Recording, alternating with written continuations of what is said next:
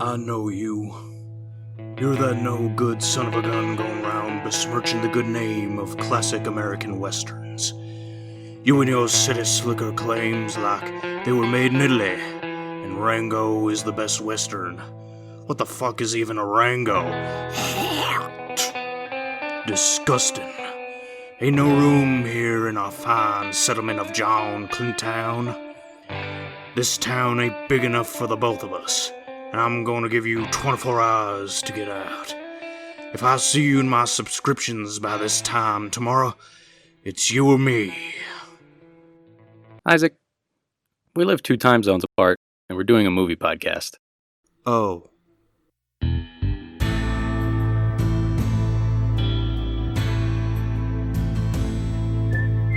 Howdy folks, this is The Good Speaking.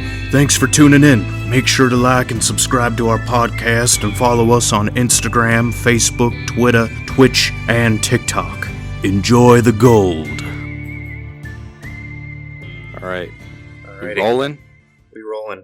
We're rolling. All right. Go. All right, so what are we talking about this week? Oh yeah, we're talking about two kind of, they're in the same genre, but pretty vastly different, I would say. You know, we got the good, the bad, and the ugly, of course. Great film. And then what were you watching?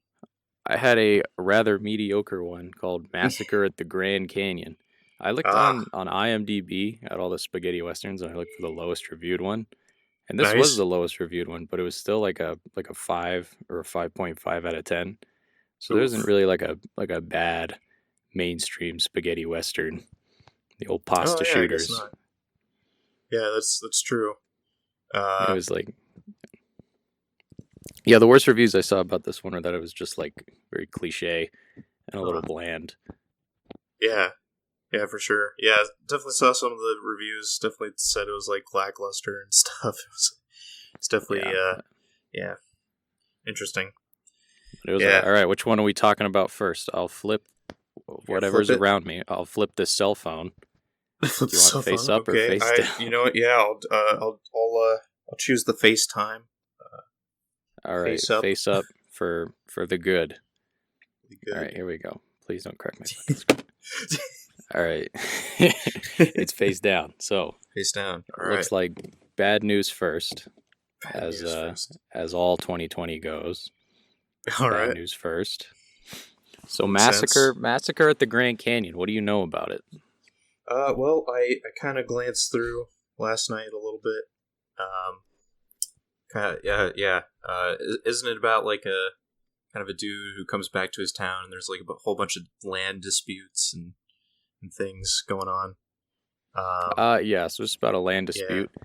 It says it's based on a historical event. I was looking at it, and I guess the real one was much more interesting than this. Oh, fun. Yeah. Okay. Yeah. It was basically like the same premise, though.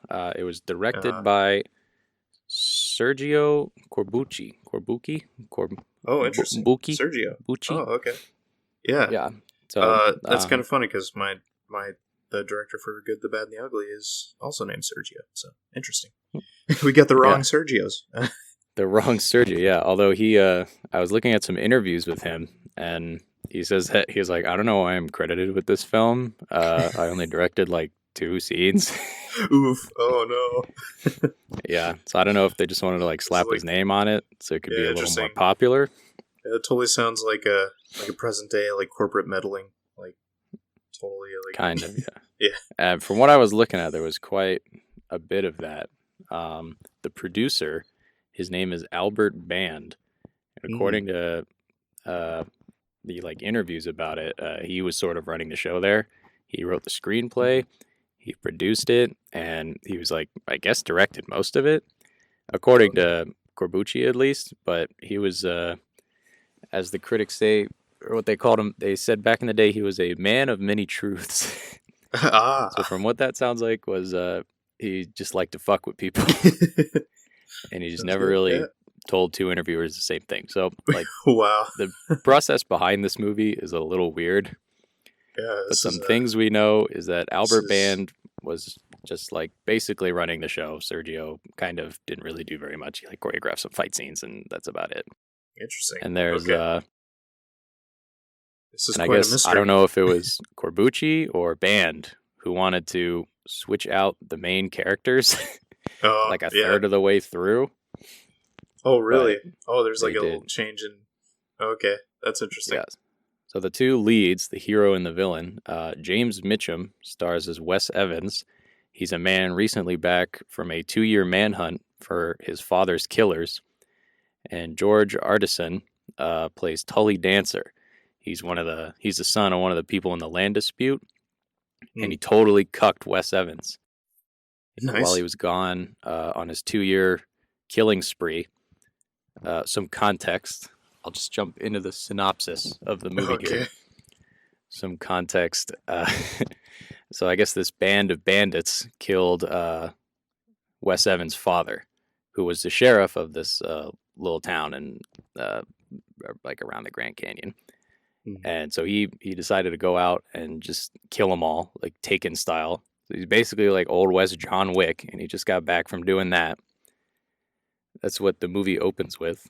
All right. And Tully Dancer his father is in a dispute with Harley Whitmore over some land. It's like sort of the Dancers versus the Whitmores for this piece of land called the Red Grass. And while the judge ruled that it was Whitmore's land, the Dancers are like basically the Wild West Lannisters, and they just have a stupid amount of money. And so they've been paying off like bandits and shit, and they're just like, they've been fucking with them.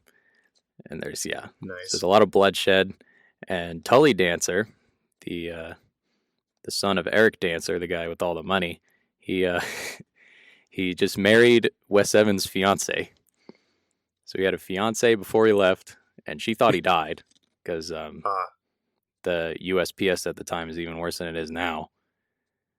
They have even less funding. Yeah, right. So she wasn't getting his letters, so she ththought he died. Her name is Nancy, so she just married Tully Dancer. Nice, kind of pulling The Walking Dead, season 1. Yeah, kind of like that. Yeah. But yes, so the first thing you notice about this movie is that it runs on jump cuts. It's just jump cuts galore in this movie. The very first scene is like maybe a 2-second shot of a cabin, and then just a jump cut to a landscape shot of Mitchum's character Wes Evans just riding up on a horse. All right. Something else you notice is that I think the soundtrack is started at the beginning. Yeah. You saw that beginning. Totally jarring. It's like what is very happening? There are so many cuts. Almost every scene change is like it lingers for a little too long, and you think they're going to do something, and then someone starts to move, and it just jumps to the next shot, and has like some like weird music intros and all that. So yeah, very first thing you notice is like just weird ass jump cuts all the time. And the guy who made the score, Gianni Ferrio, the composer, is pretty like jovial soundtrack.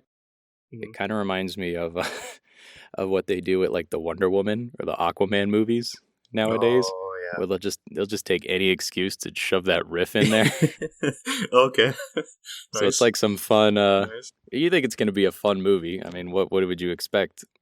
I wouldn't expect anything less than a fun. Jovial time. Yeah, a movie called Massacre at the Grand Canyon. Yeah, Title. What would complete you expect massacre. Less oh wow, yeah. I totally think of heroics and definitely with that title.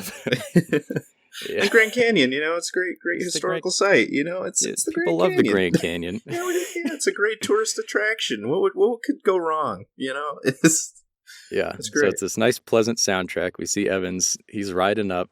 And then it cuts to him riding up to a cabin, but like it's cut like different, like it's at a different angle. So it looks like a different cabin than the one that was just showed. And there's two guys there. They're brothers. One's like cutting wood and he's just vibing out in the house. And Mitchum, you can tell the little tug of war between Corbucci and Band for like direction and the fact that one of them tried to like bench him. Because he doesn't give a fuck. This entire time, he has the same deadpan face from scene 1 to the end of the movie. Nice. No matter how high the stakes get, he looks dead. High quality acting. He's Yeah, just like probably a mannequin at that point. yeah, for real. Total. But James Mitchum is the son of a legendary actor from the 40s, Robert Mitchum. Oh.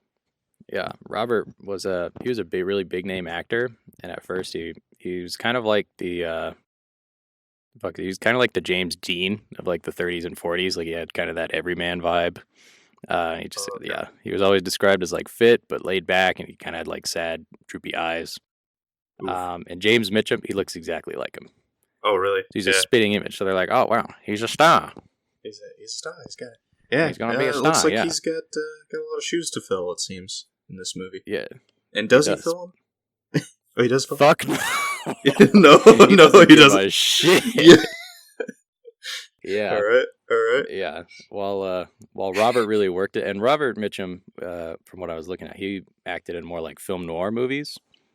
Yeah, he played like the villain a lot, and it was really like kind of dark movies. And I guess they thought this dark western, which for some reason had this like Aquaman western soundtrack, was a good fit for him. But he doesn't give a shit. He's just got like the Maisie Williams bug eyes, just walking around. And yeah. Wow. So Okay. he saunters in, just deadpan, and these two guys. He's like, "Oh, can I have a cup of water?" And yeah, so they let him in, and let me tell you exactly how every scene in this movie goes. They walk in, they have like the most awkward greeting you can imagine. They spout some exposition, and then a fight breaks out of nowhere. Amazing. There's not, it's not like Good, the Bad, and the Ugly, where in that final fight Yeah. scene there was like a good just 2 minutes of tension. When when there's a Yeah. fight, it just starts. It just starts out It of just nowhere. happens. Yeah. There's no motivation. Nothing. Just There's so so it's he just walks the Old in. West. Of course you just fight randomly. That's just how it They're goes. just random fighting. So I suppose it's Yeah. historically accurate. I suppose it's of course. Yeah. So yeah, he walks in. The guy gives him a glass of water because he says he's thirsty, and they start talking. And Wes Evans, he just starts name dropping him. He's like, "I know you." He's like, "You're that guy's brother." And the dude in the cabin, he's like, "I don't know you. Who are you?" He's like, you know my dad, Sheriff Evans." He's like, "Nope, never heard of him." He's like, "Oh, that's funny. You shot him in the back 2 years ago," and then just fight scene.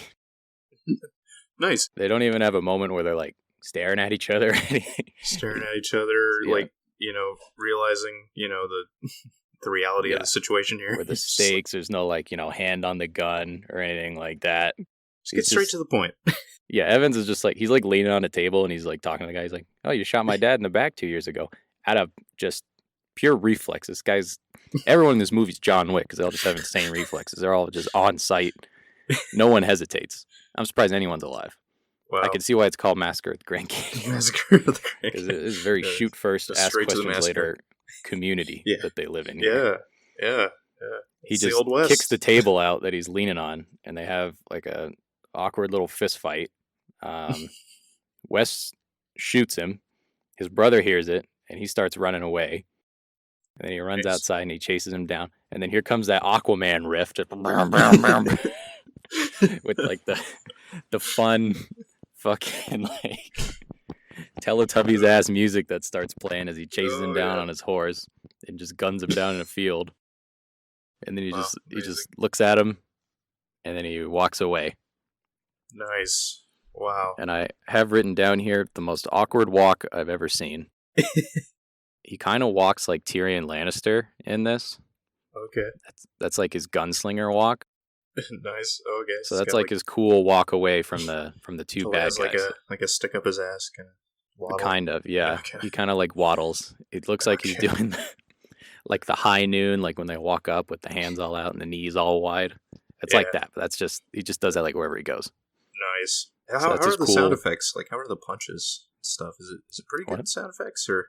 They're Like, pretty is good. it pretty- The production quality was pretty good actually. From what I was reading, it was Okay. like for all the interior sets they used, they were all new. They were all brand new. I think they made them for another movie, and they're just Oh, like, okay. we're here. So they Sure. used them, yeah. And they filmed in Croatia. It Mhm. looks like so. It was a lot. It wasn't like other westerns where it's like just desert. There was a lot of grass. They go into a forest a little bit. The canyon was pretty dynamic. There's a lot of like verticality to that. A lot of like the fights take place in the canyon. Okay. And it's not the actual Grand Canyon. You could tell it's just not. Yeah, But, probably not. Yeah. Yeah, I think like the ending scene that I'm assuming that took place in the canyon. I was like, that's not the Grand Canyon. That's definitely not deep enough. That's definitely not. It's not deep enough. It's not even like the correct like landmass like structure. Yeah. Anyway, No, it's not like the same shape. It's like a big hill. It's like a big rocky hill. You're right. Yeah, pretty much is. Yeah. Yeah, but so the production quality actually wasn't too bad. I liked it. Brings me to That's a not few bad. things I liked about the movie, which were the landscape shots were really good. Awkward music and everything, even if it was like the cuts to them were super weird. There were some really good ones. A lot of slow pans that were nice, where you just like take the whole thing in, then you see the characters like right up from a distance. Yeah, that's kind of nice. They did some fun stuff with the lighting. It looked like natural lighting for the most part. Sometimes you could tell they were like set lights. And sometimes you could tell they needed set lights. Like there's this one scene towards the end of the film where he's like rounding up some gang members, and they're like hanging out by a campfire. And for some reason, the director, whatever mystery director directed that scene, maybe it was Sergio Corbucci, maybe it was Albert Band. Who knows? Who knows? He had them Many posed truths. like too far away from the fire for them to be seen. So it shows them like sitting around the fire, but you just see like their feet in the flames, and they're just like in darkness the rest of the time. Oh, that's not confusing at all. Yeah, and some of the cinematography was pretty good. There were some good entrances. If Mitchum like gave a shit about the character, maybe they would come across a little better. But Enzo Barboni did the cinematography. He was the picture director of photography for this movie. And he did pretty good. There were some cool ones during like shootouts where it like slow panned across and it would like cut to a character's face. There's like this really good entrance one in scene 3 where he scene 6-ish. Yeah, like after he goes into town, where Wes returns to his home. It's just kind of like a shitty cabin. But it's all dark, and you see him kind of light it up as he goes, as he re-enters.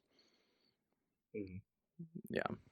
But anyway, on with the rest of the film. Those are like the only things I like. There's like some good choices by Barboni. And there were some good performances, but I'll get to those. Nice. So yeah, so he just walks away. Standard jump cut, as should happen. Standard cut to as expected. Yeah, so it looks like he's making his way home now. He kills the guy. He awkwardly walks to his horse, and he's like, "All right, we can go home now." So next scene, he's on his way home. He passes by Butte Canyon, and there's like a bunch of gang. You recognize them as like the Mansons. So the Mansons are some brothers. They're like some outlaws. There's, I believe, 3 or 4 of them, and they like sort of run a gang. And he sees like their gang sort of like posting up in this canyon outside of town. He's like, "Oh, that's weird." And one of them goes up to him. He's like, it's literally like a Skyrim mugging where he's just like forced into the text box. He's like, "Stop right there. Nice. You'll have to pay the road fee." Or basically some shit like that. One of them has his gun drawn on him. And again, they're just talking, and then he goes straight to just running him over with his horse. Amazing. Just like no hesitation. He's like, "I'm going to need you to put your hands up and come." And then he just kicks him in the head and like runs him over with his horse and runs away. Jump cut to scene 3. As you do, just like mid-fight scene. It's got the fun music. Jump cut, just random. Yeah. He's in town now. So this is his hometown. So he's been gone for like 2 years. God, he goes and he meets up with... totally confuse me. He what? Oh, yeah, this movie would like totally confuse me. Like, it just like jumps around everywhere. I don't know whose side who is on. The concept is cool, like the land dispute. It was that was a lot of people's favorite parts about it, that it wasn't just like cowboys versus Indians. For sure, yeah. It's total, juicy politics, between the It was kind of like juicy frontier politics. There were a few good people on either side. You could tell who the bad guys were. The gang Yep. for sure, and most of the dancers were like the bad guys, but there were a few dancers who were all right. There was just one. There was one dancer. So, Oh, okay. um, All right. yeah, but it was nice. The concept is a little better execution. I think it would have been really good. Mhm. Again, it's not like a bad movie. It's just like not the Yeah. best executed What- Western. Was there any like remakes for this movie or anything? 'Cause A I wonder remake? too if it was like remade now. Maybe it would touch up on some of those stuff. Yeah, but maybe a I mean, remake. Some like Yeah. a Coen Brothers direction where it's just yeah. dark as hell. Oh, totally. Yeah. Yeah, a dark one like that. It wasn't remade. It was re-released. So this movie was filmed in Oh, re-released. 1963. It was released in Okay. 1964 to kind of poor reception. But then they released it again in 1965 after A Fistful of Dollars came out, and everyone liked Westerns. Okay. Yeah, so Fistful of Dollars came out. Everyone's like, wow, Westerns are cool as hell. And they're like, Yeah. people like Westerns now. So they just re-released the movie. They Here's our movie pulled a we made Skyrim years ago. and they just re-released it. Yeah, they just Massacre at here's the our Grand remastered Canyon version. remastered, and it was Remastered. it actually was remastered and re-released in 2017. Okay. So this movie's been released 3 times. Wow. It was like originally in like black and white, and then they did like their whole Technicolor stuff, or From what I saw, it was color to begin with. oh, okay, Yeah, gotcha. but yeah, so it was re-released three times, 3 times, as you do. of course. Um, Yeah, but it did receive much better reception in 65 when it was re-released, as opposed to back in 64 when nobody cared about Westerns, apparently. Yeah. And then 2017. So around like 2022, we could expect Massacre at the Grand 2022, Canyon on for sure. on your Samsung fridge, on your Switch. Oh yeah. Massacre at the Grand Canyon VR. Oh, for sure. Yeah, maybe a video game, adaptation Yeah, Massacre at the Grand to Canyon. keep up with like the Red Dead Reloaded. series and stuff. Yeah, Reloaded. Yeah, totally. Revolutions. So yeah, he comes into town. He meets up with his friend, who is the new sheriff, and the judge. And the judge is a total pussy. The judge ruled. He was talking about, this big land dispute. It's like tearing up the town. It's Harley Whitmore versus Eric Dancer over a place called Redgrass. And he meets up with a friend kind of on his way over there, has an awkward conversation with him. He literally walks out to it, and I guess his friend, his name is Fred. He lost his leg during one of the battles during this land dispute, and he buried it with with all the soldiers who died at the battle too, just like on his farm. Oh, nice. And that's like the first thing he says after 2 years of not seeing Evans. He's like, Evans literally walks up. He's like, "What's up, Fred?" Fred's like, "What's up, Evans?" "My leg's buried over there." And then jump cut to the next scene. Oh my god, no way. Yeah, Wow. I had written down here, scene 3, Mitchum is literally about to fall asleep.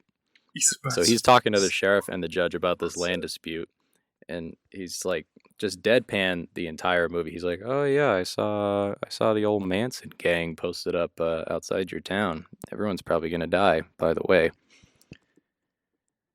And the judge is like, "Please come back and be sheriff." And he's saying this like in front of his friend, who is the current sheriff. His friend is Sheriff Burt like Cooley, I believe his name is, and he's played by Giacomo Rossi Stewart.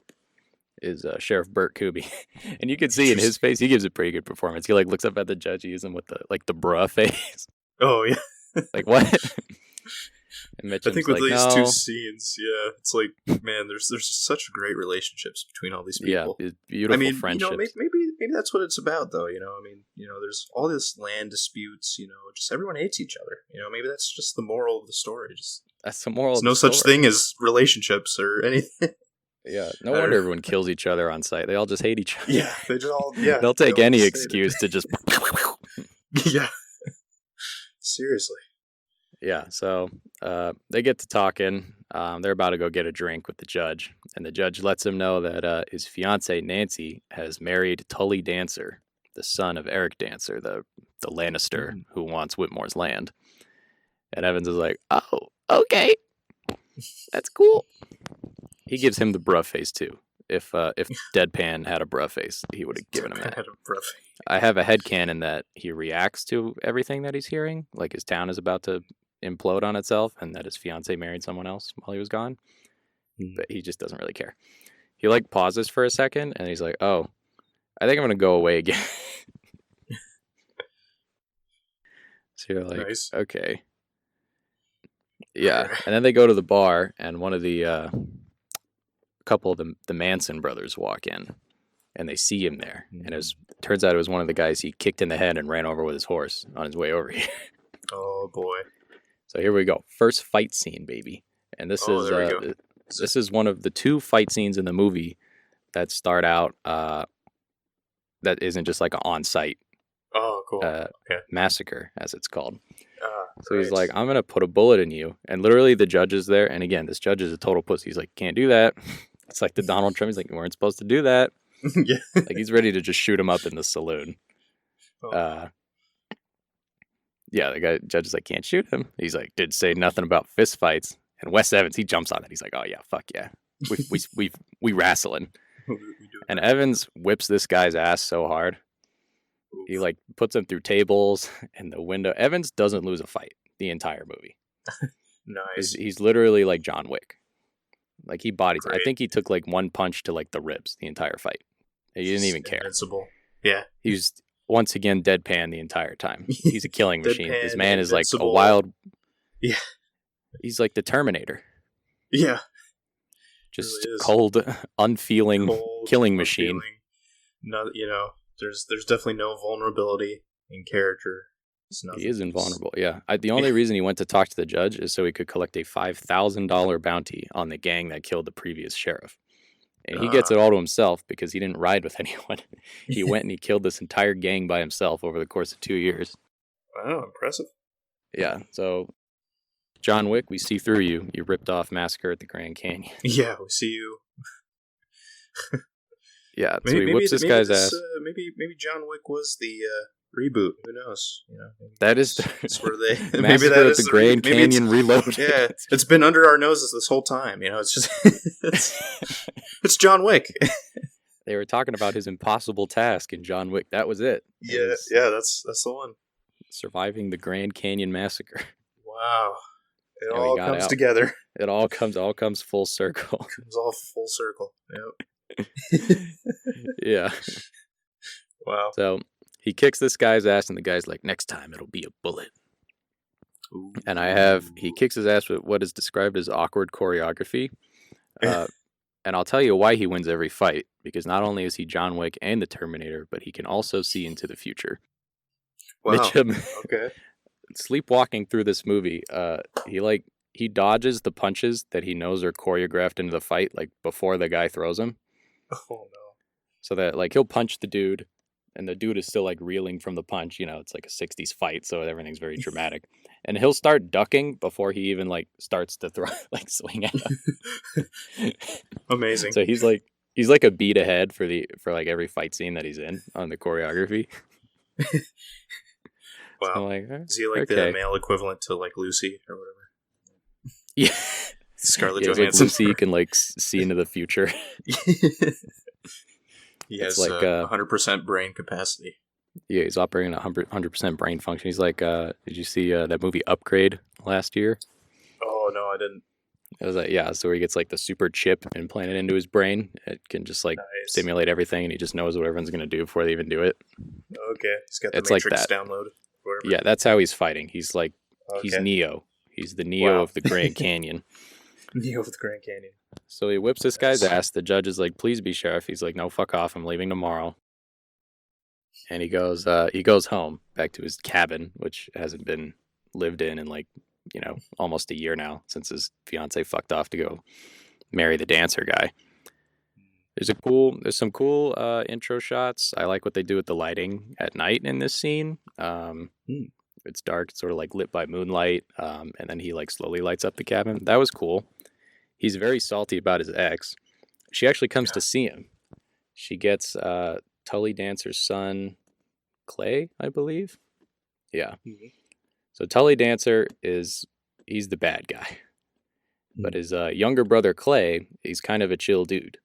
he was talking with Wes at the bar before the fight, and he brings Nancy, Evan's ex-fiance, over to come see him before he leaves. And she is simping. Oh, no. She pulls up and she's simping. She's like, you aren't going to come see me? He's like, I got nothing to say to you. And she's like, I don't actually love him. I don't actually love Tully Dancer. He's like, well, why'd you marry him? You like him so much, why don't you marry him? Yeah, I just wrote down that he's very salty about his ex. In parentheses, he doesn't act like it, though.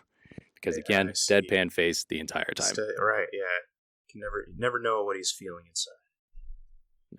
And then her husband, Tully, he comes to their house, too. He follows them over there. And so this is where he's introduced to the story. He's played by George Artisan, who literally looks like Rick Toffin from Black Ops Zombies. Nice. So young Rick Toffin walks in. And as soon as he, because he just lets himself in. He, opens the door, and he's dressed in all black, and I'm like, oh, I wonder who the villain is. Yeah. As you would, as a villain. He's got his black hat, and he just saunters into the room. The hero's girl under his arm, since this is the 60s, and it's very 60s feminism. We're going to see a lot of 60s feminism in this movie. Yep. Very progressive Italian Western. Oh, definitely. Yeah, so he walks in. I guess he heard her saying that she doesn't actually love him. He's like, this guy has some insane confidence. Because he walks in and he didn't believe a word of what she said, even though she didn't think he was there to hear it. He was like, she says she doesn't love me, but she loves me. He's like, come on, babe, let's go. Oh. They exchange some casual death threats. And Wes learns that it's the dancers who hired the Mansons. Ooh. So the dancers have hired the Mansons, and they're going to go just, spit roast Whitmore over on his land, and they're just going to take it, judge's decree or not, because they're the Lannisters and they can do what they want. Oh, of course. Yeah, so they hired this outlaw gang. And previously, when he was talking to the sheriff and the judge and stuff, he cued him in. He's like, oh yeah, by the way, huge gang outside of town. And yeah, so that's something. I guess Whitmore sort of assumed it was the dancers. Harley Whitmore is played by Vladimir Madar, and he's a pretty good job. He's pretty funny. He has the big pioneer beard. Oh yeah. He looks very gruff. Totally. Western.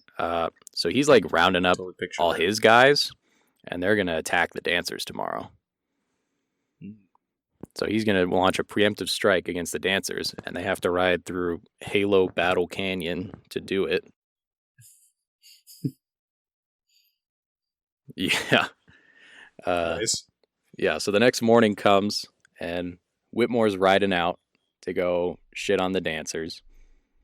The dancers are waiting on the Masons to back them up, and they're gonna meet him at the canyon. So there's a big fight that's gonna break out, and if the dancers get the Masons to come join them, it would be what you would describe as a massacre, a massacre at the Grand Canyon.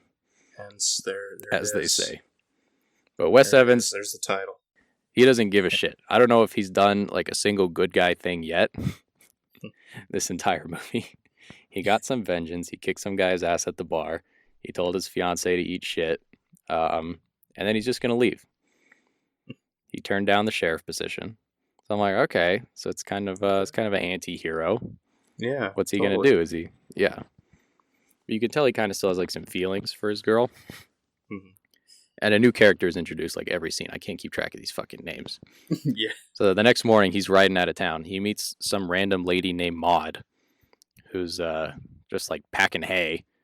And she's pissed about it. She's pissed that she has to pack hay. She's like, hey, Wes, get over here. You see any men around here? He's like, no. She's like, yeah, no, because they all went off to go fight each other like dipshits. And now I'm packing hay. I'm packing hay in this dress in this heat. You like that, Wes? And Maud absolutely flames Wes to oblivion. She's like, all the men are gone. She basically calls him a pussy. She's like, you're just gonna go let your girl die? Wow. In a gunfight like that, Whitmore's not gonna care who gets shot. He's just gonna shoot up the house your girlfriend lives in. And he's like trying not to care, or I don't know if the character is supposed to try not to care, but Mitchum definitely made it look like he didn't care with that deadpan acting. He's like, okay, yeah, girlfriend's gonna die, whole town's gonna die, yeah. So just some random lady who we see in this scene and then never again, just absolutely flames him. She gives him like the third act coming to Jesus speech in scene 6. Yeah. She's like, you're a disgrace to your father. Your fiance's gonna die, and it's because you're a bitch. He's like, Wow. Just deadpan the whole scene. Dude. And then, Nice. and then it cuts to Battle Canyon, and so the Yes, fight I did breaks see out. this one. Yeah, so there's see like scene. 3 different shootouts that take place in this canyon, Mhm. and I can't tell the difference between them. Yeah, again, that's what I thought too. It's like like the Transformer of battles. You just don't really know what's like going on. Yes, you just don't know what's going on. It's just a bloodbath. It's just a massacre, as some would say. They definitely earned the massacre title. Do they? Yeah. Yeah, the population of this town is just enormous, apparently, because so many people die. Yeah. And it's the 60s, so they die in like the Woody's Roundup kind of way. When they get shot, they're like, ugh! Yeah. I feel like all the the extras were like trying to outperform each other for most outlandish death. Oh, for sure. Yeah. But I like the I don't know, I want to say like the posing or sort of kind of like how they were set up. I like the canyon setting. It definitely fit. Whitmore, you can tell he's a rancher because he has absolute dog shit military tactics.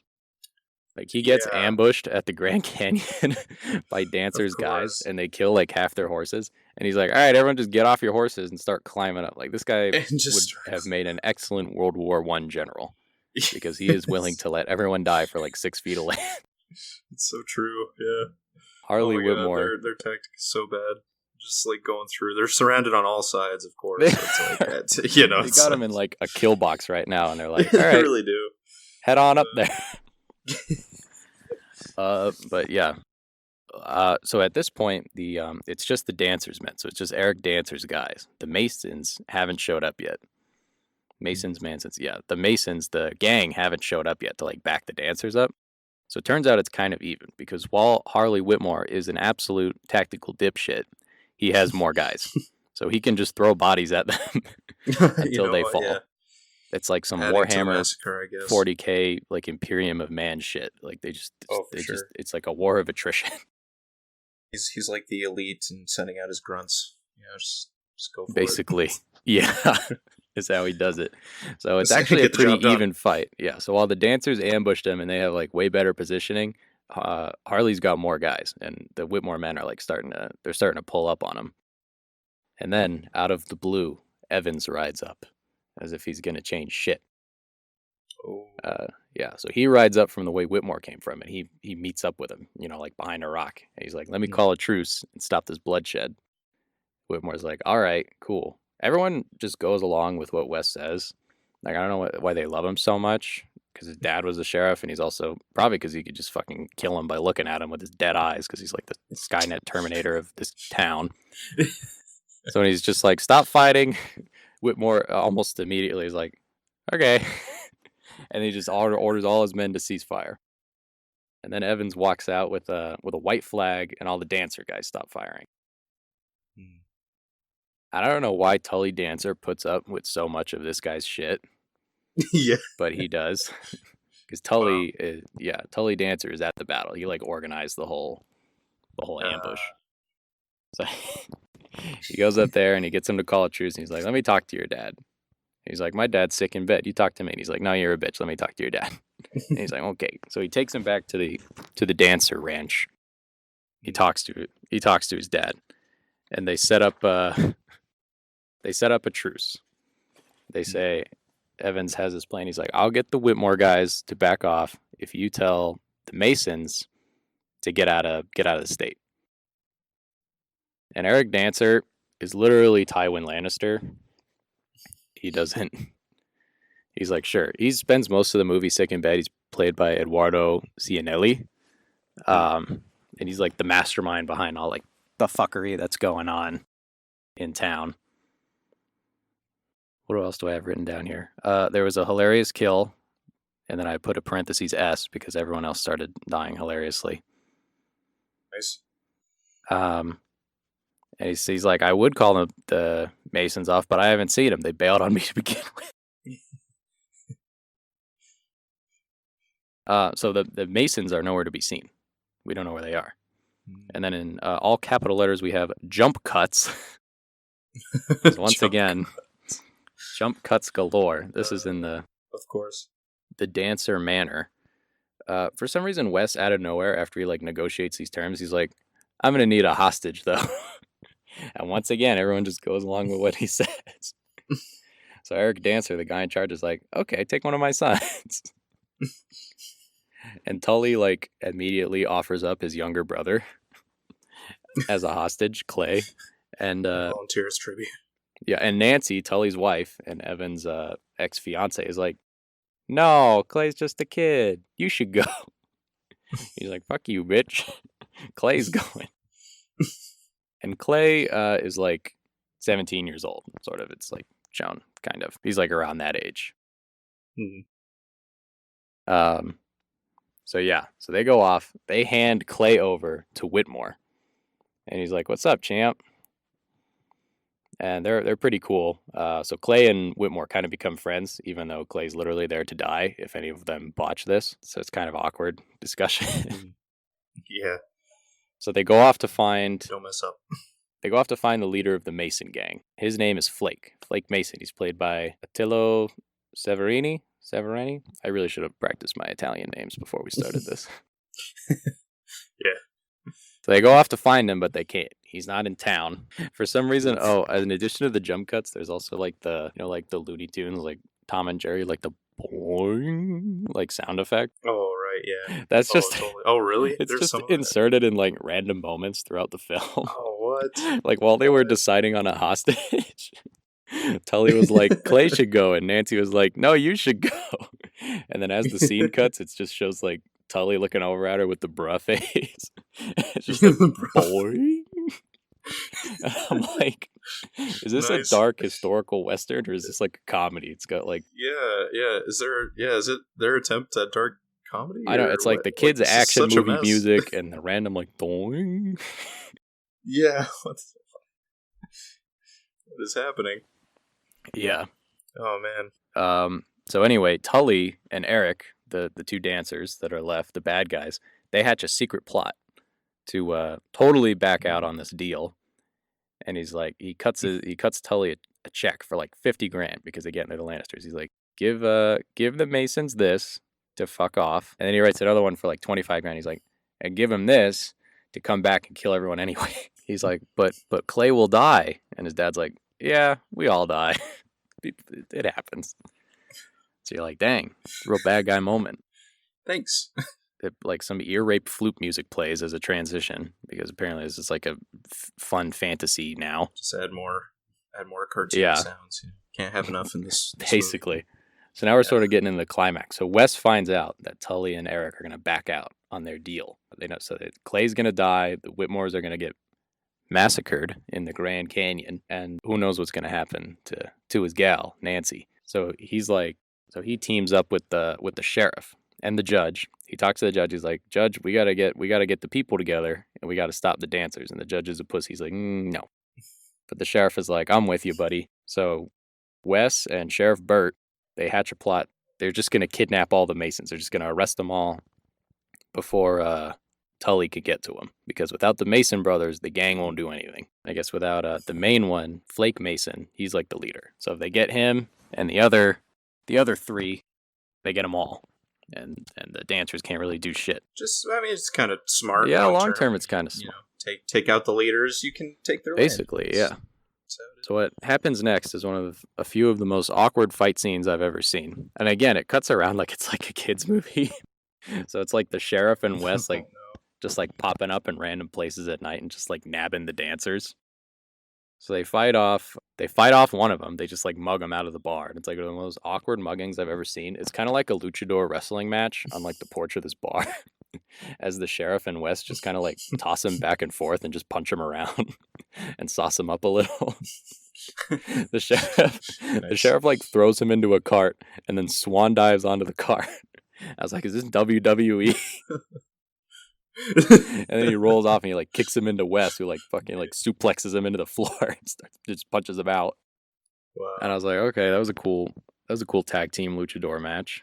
And then they go mug another one at his campsite. Exciting. And that was what I was talking about before with like the weird lighting. Yeah, they just mug another one at his campsite.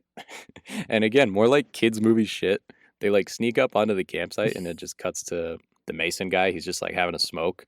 And one of them literally like takes this, you see just darkness around him, like a hand comes in front of his face and takes the cigarette out of his mouth. And he's like, what? And then he just gets yoinked. You're like, okay. Classic. I'm Batman. Yeah, they're like this is like some Dick Grayson shenanigans that they're playing. Like this is some shit Nightwing would do, is he just like trolls on all the villains. Oh yeah. What else do I have written down? I have no music during big moments and too much during scenes of like literal walking. So like while they're walking around, there's just, you know, the fun fancy music talking about how the whole town's gonna implode, and you can kind of not hear them. And then during like the big shootouts, I guess sometimes it works to make it like a little more gritty, but like during moments when like Evans is riding up to save the day or something, there's like no swells in the music, and you're just like, it just kind of like takes the tension away. That's why a lot of people say the movie's bland. Oh yeah. Just because they don't really build stakes or anything. Yeah. And, like the plot. Right. Yeah. I mean, like sometimes like silence can work, I guess, in some of those situations. Like even like Lord of the Rings, like the whole Mines of Moria. Like there's just this whole section of like with the cave sometimes sounds like, work, and in a lot of westerns. I mean, sometimes it works. Yeah, a lot of westerns it's used really well. You know, when they have like the standoffs, but there's no standoffs in this movie. Oh, totally standoffs. Everyone's just on site killing. Yeah, just straight up, no hesitation. Yeah. So they start mugging all the Masons. And here's where the 60s feminism come in. So they got 2 out of the 4 Masons. And then Nancy's like, she's about to go out and look for her husband because Tully hasn't come back because he went off to go secretly meet with Flake Mason. She's asking around for him at the ranch. Literally random dude. He's one of the Masons, but I don't think she knows that because she doesn't know who he is. He's like, he doesn't even name drop him. He's like, looking for your husband, little lady. She's like, yeah. He's like, I'm about to go meet with him. You should just come with me. She's like, okay. Like, yeah. So Nancy is like the poster girl for poor choices. So she just goes off with this sketch ass dude all dressed in black. You'd think as a pioneer woman she would know if the dude's wearing black, he's a bad guy. That's And this dude's sketch as hell. It's just kind of the norm. So what follows is a very uncomfortable kind of attempted rape scene. Ooh, yeah. Yeah. And but Wes, that's always it's always comforting to watch. The old 60s. Yeah. Scenes. But Wes and the sheriff pull up. Definitely not awkward at all. Since they're hunting this guy anyway. Wes surprisingly gives this guy the least amount of sauce. He like punches him once and he's out. You think with what he walked in on with this guy like in the most awkward position on a hay bale. Massacre him. Just this one person. Yeah, I thought he'd like John Wick the shit out of him. Oh, totally. Heck, even like, like maybe like string him up and maybe do a little torture bed or something like. I don't know if it's that dark. This is a kids movie apparently, so. But it's apparently He it's throws not. him against the wall and like throws some sand at him and like punches him and he's like, "Yeah, all right, Nancy." She's like, "Yeah." You all right, Nancy? Yeah. After that traumatizing, absolute traumatizing experience, he's like, "What's up, Wes?" Yeah. Okay. Good old 60s feminism. Yep. I have written down here, Mitchell doesn't give a fuck about these stakes. Because again, he is deadpan the entire time. He just walked in on that scene, and he has the same face he's had the whole movie. He's like, looks like I'm kicking his ass. And then we see Flake Mason for the first time when Tully goes to meet with him. And we find out that he bailed on them at the first little shootout in the Grand Canyon.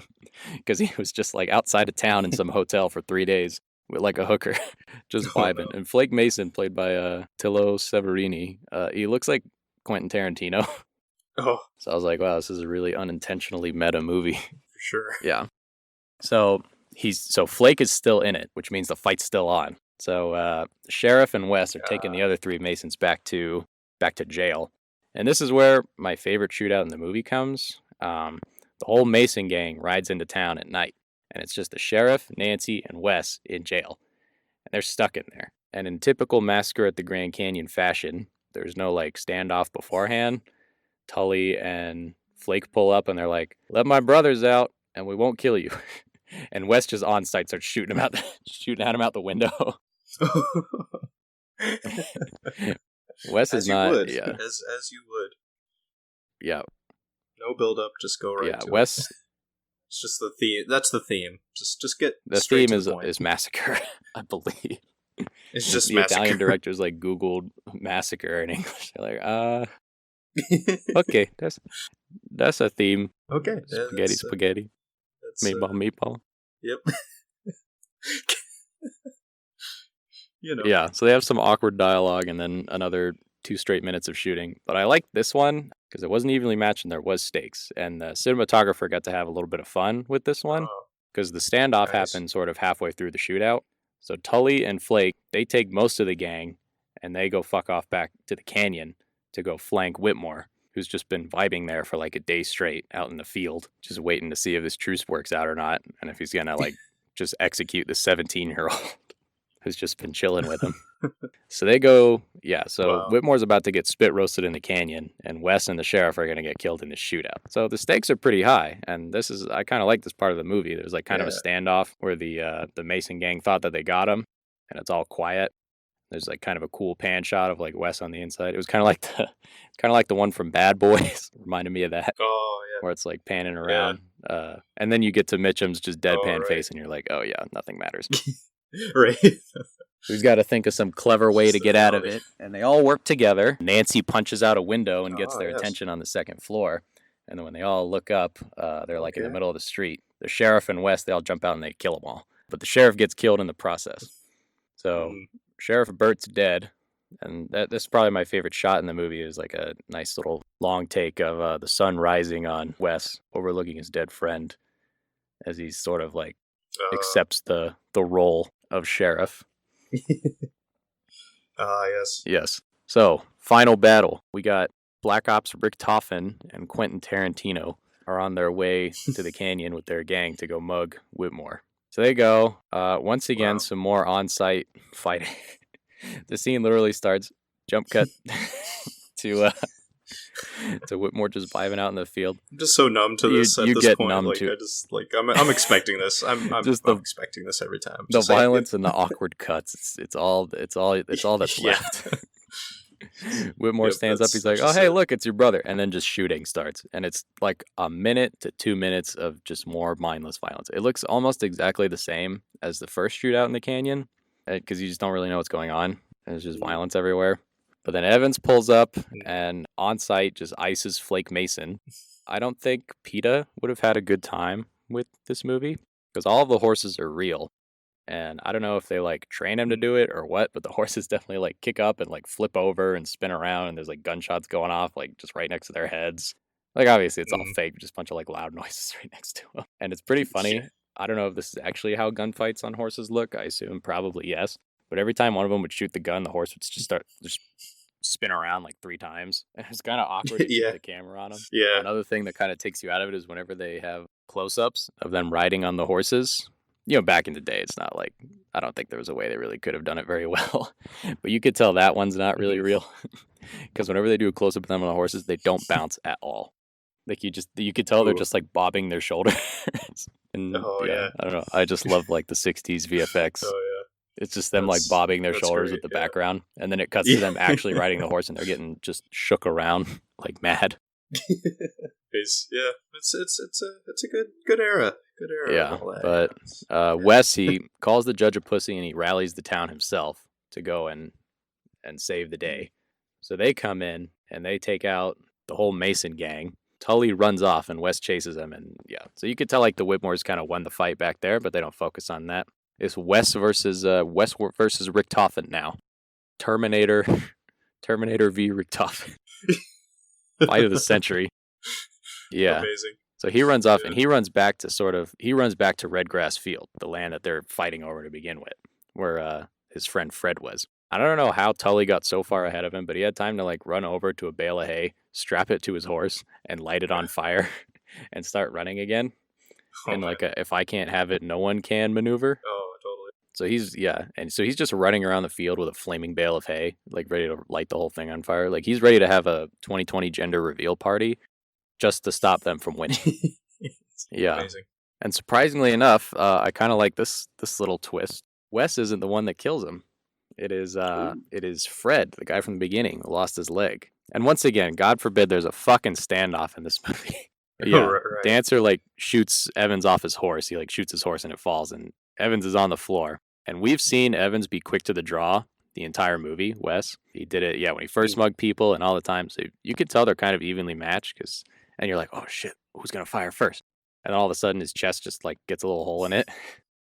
And this is where we start to see the amazing one-liners of Wes Evans. Ooh. But yeah, the dialogue. After he dies, the only thing Wes says is, "Thanks, Fred." And Fred just like waves at him and goes back inside. Thanks, Fred. Yeah, that's just their whole relationship this whole time. It's like, oh yeah, Fred, yeah, you were in war, haven't seen each other, but you know.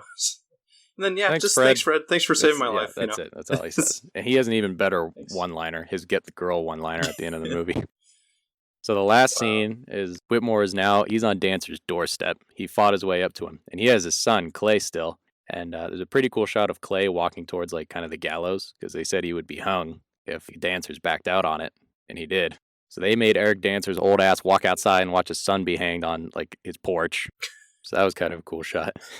And then Wes rides back with Tully's corpse. Interesting. And I don't know why I just assumed if you like got, a carcass like on your horse, you would put it behind you. Kind of, maybe it's just from like playing Red Dead or something. I assume they'd do that. But he had it on his lap. he had the dead body just like laying on his lap, and he's like riding in. He's like, "What's up, guys?" Fucking Dancer's wife is right there looking at him. Yeah, because Whitmore and Clay kind of I don't know, is that sanitary? Is that plague friendly? Kind of became friends. He lets Clay live. And Clay, I don't know why Clay does this, because he knew his father backed out on his deal, and that's why he was literally about to be hung. He walks up to his dad and he's like, "Let's go and shy." I was like, okay, I'd be playing Punch Out. I'd be suplexing this old man if he was just cool with letting me get hung so he could get a land called Redgrass. But no, he hugs him. He's like, "Let's go inside." Exactly. And Whitmore's like, "Thanks, buddy." Everyone's like, "Good job, new sheriff." I said it was a good pan followed by a shitty cut. Wow. Classic Massacre at the Grand Canyon. And then at the end, classic. Wes gets the girl. You want to know? You want to know how he says it? Oh yeah. The old one-liners. I'm probably not gonna be surprised. I'm probably not gonna be He's surprised. like, well, just with this whole. He's like, "Well, Nancy, I got some rebuilding to do at my house before it's livable again." I don't know why this line was so funny. He's like, "And I got to get back to the sheriff's office. There's a lot to do now." Like he's like, "There's gonna be a lot of paperwork for this one." There's paperwork. Yeah. Oh and he's like, "And it'd really help if you were there." Wow. And this is his get the girl, and he goes, "Think you can handle it?" And for some reason, she's just like, that was her goal the whole time too. I think this was the best case scenario for her. That Wes decides to stay. Yeah. Tully Richtofen just gets killed. He was like, "I didn't kill him. Do you believe me?" She's like, "Yeah, sure, whatever." She doesn't care. He's dead. Because he definitely ran off alone with him and then just came back with his corpse. And he's like, "That wasn't me. I didn't kill him." Like, Wes Evans would not fly as a cop today. He just on sides either beats the shit out of or shoots everyone. Definitely. And he just so comes back. True. Yeah. Oh my god, yeah. Wes is not a good person. No. I'm actually looking up his picture right now, man. Just total dead in the eyes. That face doesn't change the entire movie. That's yeah, amazing. Wow. But then he doesn't take her with him. They don't ride off into the sunset together. He's literally like, "All right, I gotta go do some paperwork at the sheriff's office," and then he leaves her at the Dancer's house. And he just rides off alone. Wow. So she's just there at like her dead husband's house. And then the movie ends. And then that fun Grand Canyon Massacre riff starts playing. The fucking like Wonder Woman like as he rides off into the sunset. Wow. Did you feel empowered in that moment? Did you feel that uplift? I don't even know what I felt. That this movie gave you. I felt what I expected to feel with a 5 Wow. out of 10 IMDb. It was better than I thought it would be. Like, it wasn't like meme bad. There were some meme moments, but it was mostly just like awkward editing, very 50-50 performances. Like, Artisan did a good job Yeah. as Tully Dancer. Rick Toffin was good. Burt Nelson was in this movie. He was Clay. I liked the Dancer dad. I liked the Oh, Whitmore okay. guy. I liked the sheriff. Nancy was pretty good. Mm-hmm. But yeah, Wes, Yeah. just nothing going on there. And he was on screen for most of the time, and he's supposed to be the most likable character. That's unfortunate. So yeah, it's really unfortunate. Yeah, I mean, yeah, it's actually not a bad like. I thought the plot was cool for sure. Like, there's definitely things to. Yeah, it's not bad. Like, if you really fine tune it, and I don't know. Good work. The sequel to it, John Wick, that was a really good movie. As well as Terminator and The Matrix. Those were good. I like those ones better. Oh, for sure. Yeah, so that's the bad for this week. What do you think? Wow, that's yeah, it's bad. It's bad, but there's some good elements, I guess, underneath. Good plot. His stale performance. There's some type of human in that. Those dead eyes. If a Terminator can learn to love, if it can learn to love, yeah, like Dark Fate, then anything is possible. Yeah, but overall, I like the synopsis. I like the cinematography. Wow. Didn't like the editing. Didn't like Mitchum's acting. Those were like the standout bads. Yeah. I kind of want like a compilation of all the fight scenes just stuck together to see how chaotic it is, just how we could do a challenge. We could just like mix those, like decide, is it Grand Canyon Massacre or is it Transformers 4? What's happening? Transformers 4. You decide. Doesn't matter because we don't know. Exactly. Oh man, yeah. Wow. There's the bad. Right. Well, there's your bad, folks. If you're looking for a good bad Western movie, it's not so bad. It's good. It's kind of bad. It's almost good. But there's some very memey moments within it. Some big memes. Yeah. I especially like Maud's roast. It happened in scene 5, but it was kind of supposed to be like the third act come to Jesus speech. Yeah, totally. All right, that's that for this week. All right, well, there you go. So what did you watch? Well, I guess we should transition. Yeah, we can transition. Pretty good segue into this, actually, because this... the Massacre at the Grand Canyon and The Good, the Bad, the Ugly, it's kind of this interesting transition of how Westerns are like portrayed and how they're just kind of like breaking the stereotypes of these Westerns. So this kind of takes like the Massacre of the Grand Canyon type of scenarios, but it translates it into more of a human way, which is definitely non-existent in Massacre. You actually have like actual down-to-earth characters in this movie and such. But what is this movie about? I mean, it's just like a bunch of dumbasses messing around in the desert. I mean, what can I say about this movie? It's so good. It's so great. It's so great. It really is. It's probably one of the best Westerns ever. This film was created by, definitely an artistic Italian, Sergio Leone. It's a different Sergio from Massacre, but he definitely he's kind of one of those where he's definitely done his research. He's read so much about the American culture and whatnot, a lot of its history, and he's even like researched a lot of like kind of the mafia stuff of like the early 1900s and stuff. He actually was offered to do the Godfather trilogy, but he actually declined because he was focusing on another movie about that. I think so, like about the Jewish Italian mobster aspect and of the time, and it's like I think it's called Once Upon a Time in America with Robert De Niro, which I would like to see, like how I'd like to see his like film style and see like what his take on that is. So that'd be more like a noir mob movie. And yeah, I think so. Yeah, it's pretty much. I think it's kind of like those kind of like 70s mobster movies for sure. Just kind of it kind of follows like the Godfather. I still need to watch it. Yeah, with his style, with that kind of movie, I'd like to see that. Yeah, it could be interesting, and I'd wonder too, like if some of this stylization that we see in like The Good, Bad, the Ugly, I wonder if he actually did accept the Godfather directorial role, like how that would play out. Like it'd probably be an entirely different movie, probably equally as good. I'm sure it'd probably be a classic. But it's kind of interesting that he even got Robert De Niro to do his film too. Kind of interesting. Yeah, it's kind of like a little small world. Robert De Niro just always does mafia roles for some reason. It's great. He's good at it. He's in that new one I just sent you, where he's like the producer, like weird. Oh right. He's in Mobster Producers. Oh, he totally is. Yeah, yeah. Oh, what's it called? I'll look it up. So, because in all these westerns leading up into this Fistful of Dollars trilogy, it's kind of like this whole stereotype of there's the hero, gets the damsel. It's totally that type of stereotype. But him, he just wants to portray like the actual selfish reality of the Old West, which I mean this movie like totally Nails it. Totally touches upon. I mean these it's just a bunch of selfish people, doing their own thing and doing whatever means necessary to get it. I mean it's a total like human nature behavior, like human nature at its worst, pretty much. Because I mean the Old West was. It was pretty bad. Pretty it wasn't really a good time for people.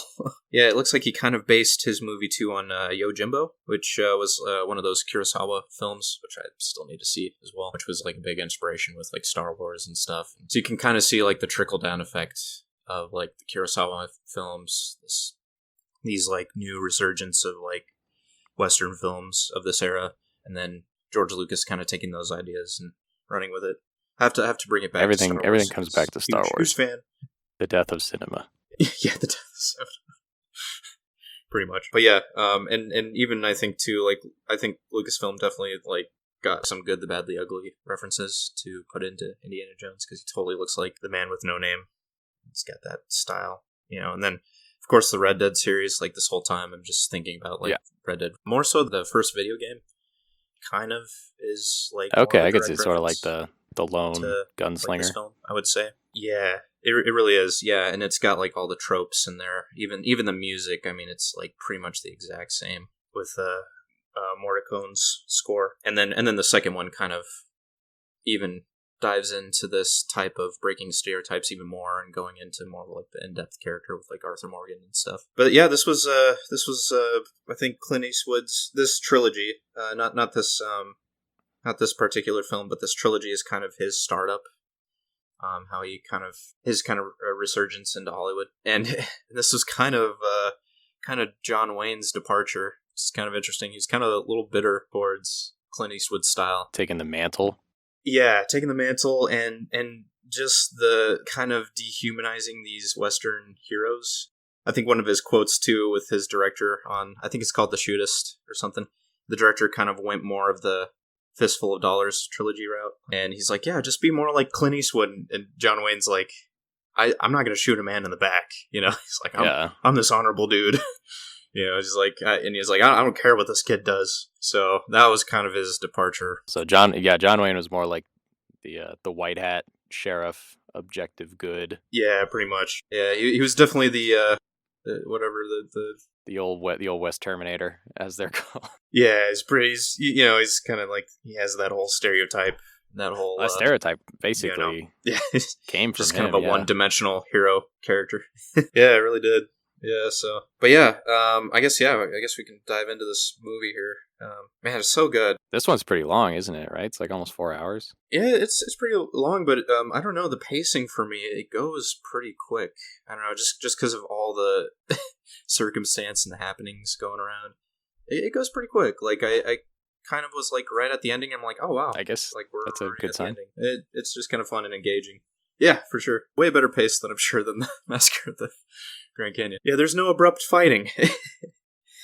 Yeah, there's definitely long, drawn out, stances. I mean, gosh, the whole ending is just one long staring contest. Man, just like the opening too, the opening credits. Like you can just tell this is like a stylistic, artistic director. Like this guy knows what he's doing. And it's just engaging. It's kind of like this nice anticipation feeling with the opening. Kind of establishes the setting. You have like the cannon fire from the Civil War. It's kind of like sets the era that we're in. And just the soundtrack, this entire movie, like it with just how it's shot and just with the soundtrack, it's just like it's this total like ambience like that it sets, like this vast no man's land. It's totally brutal, unforgiving. You have like all these like little single chimes and like strums and like those like native calls to the Like, that was my best attempt at it. Shit, you should have been there. That was it. Yeah.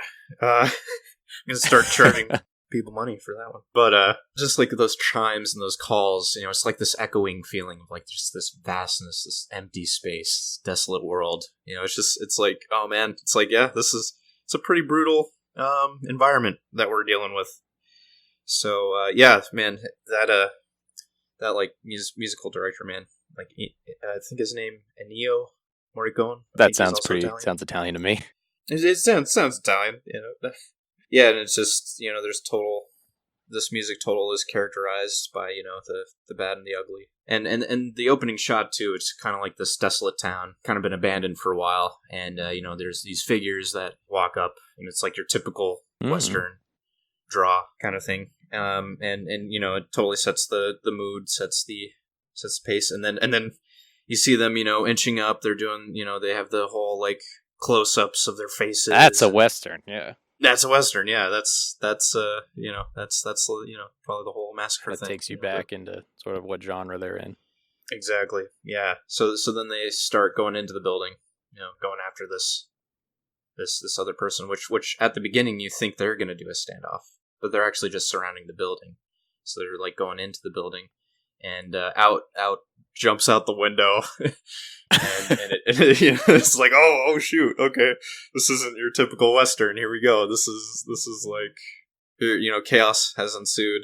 So it's like way more artistic, and it totally like stops on the ugly character. So they do that a lot, establish a trope, and then just like go a totally different direction with it. Yeah, it's really nice that way.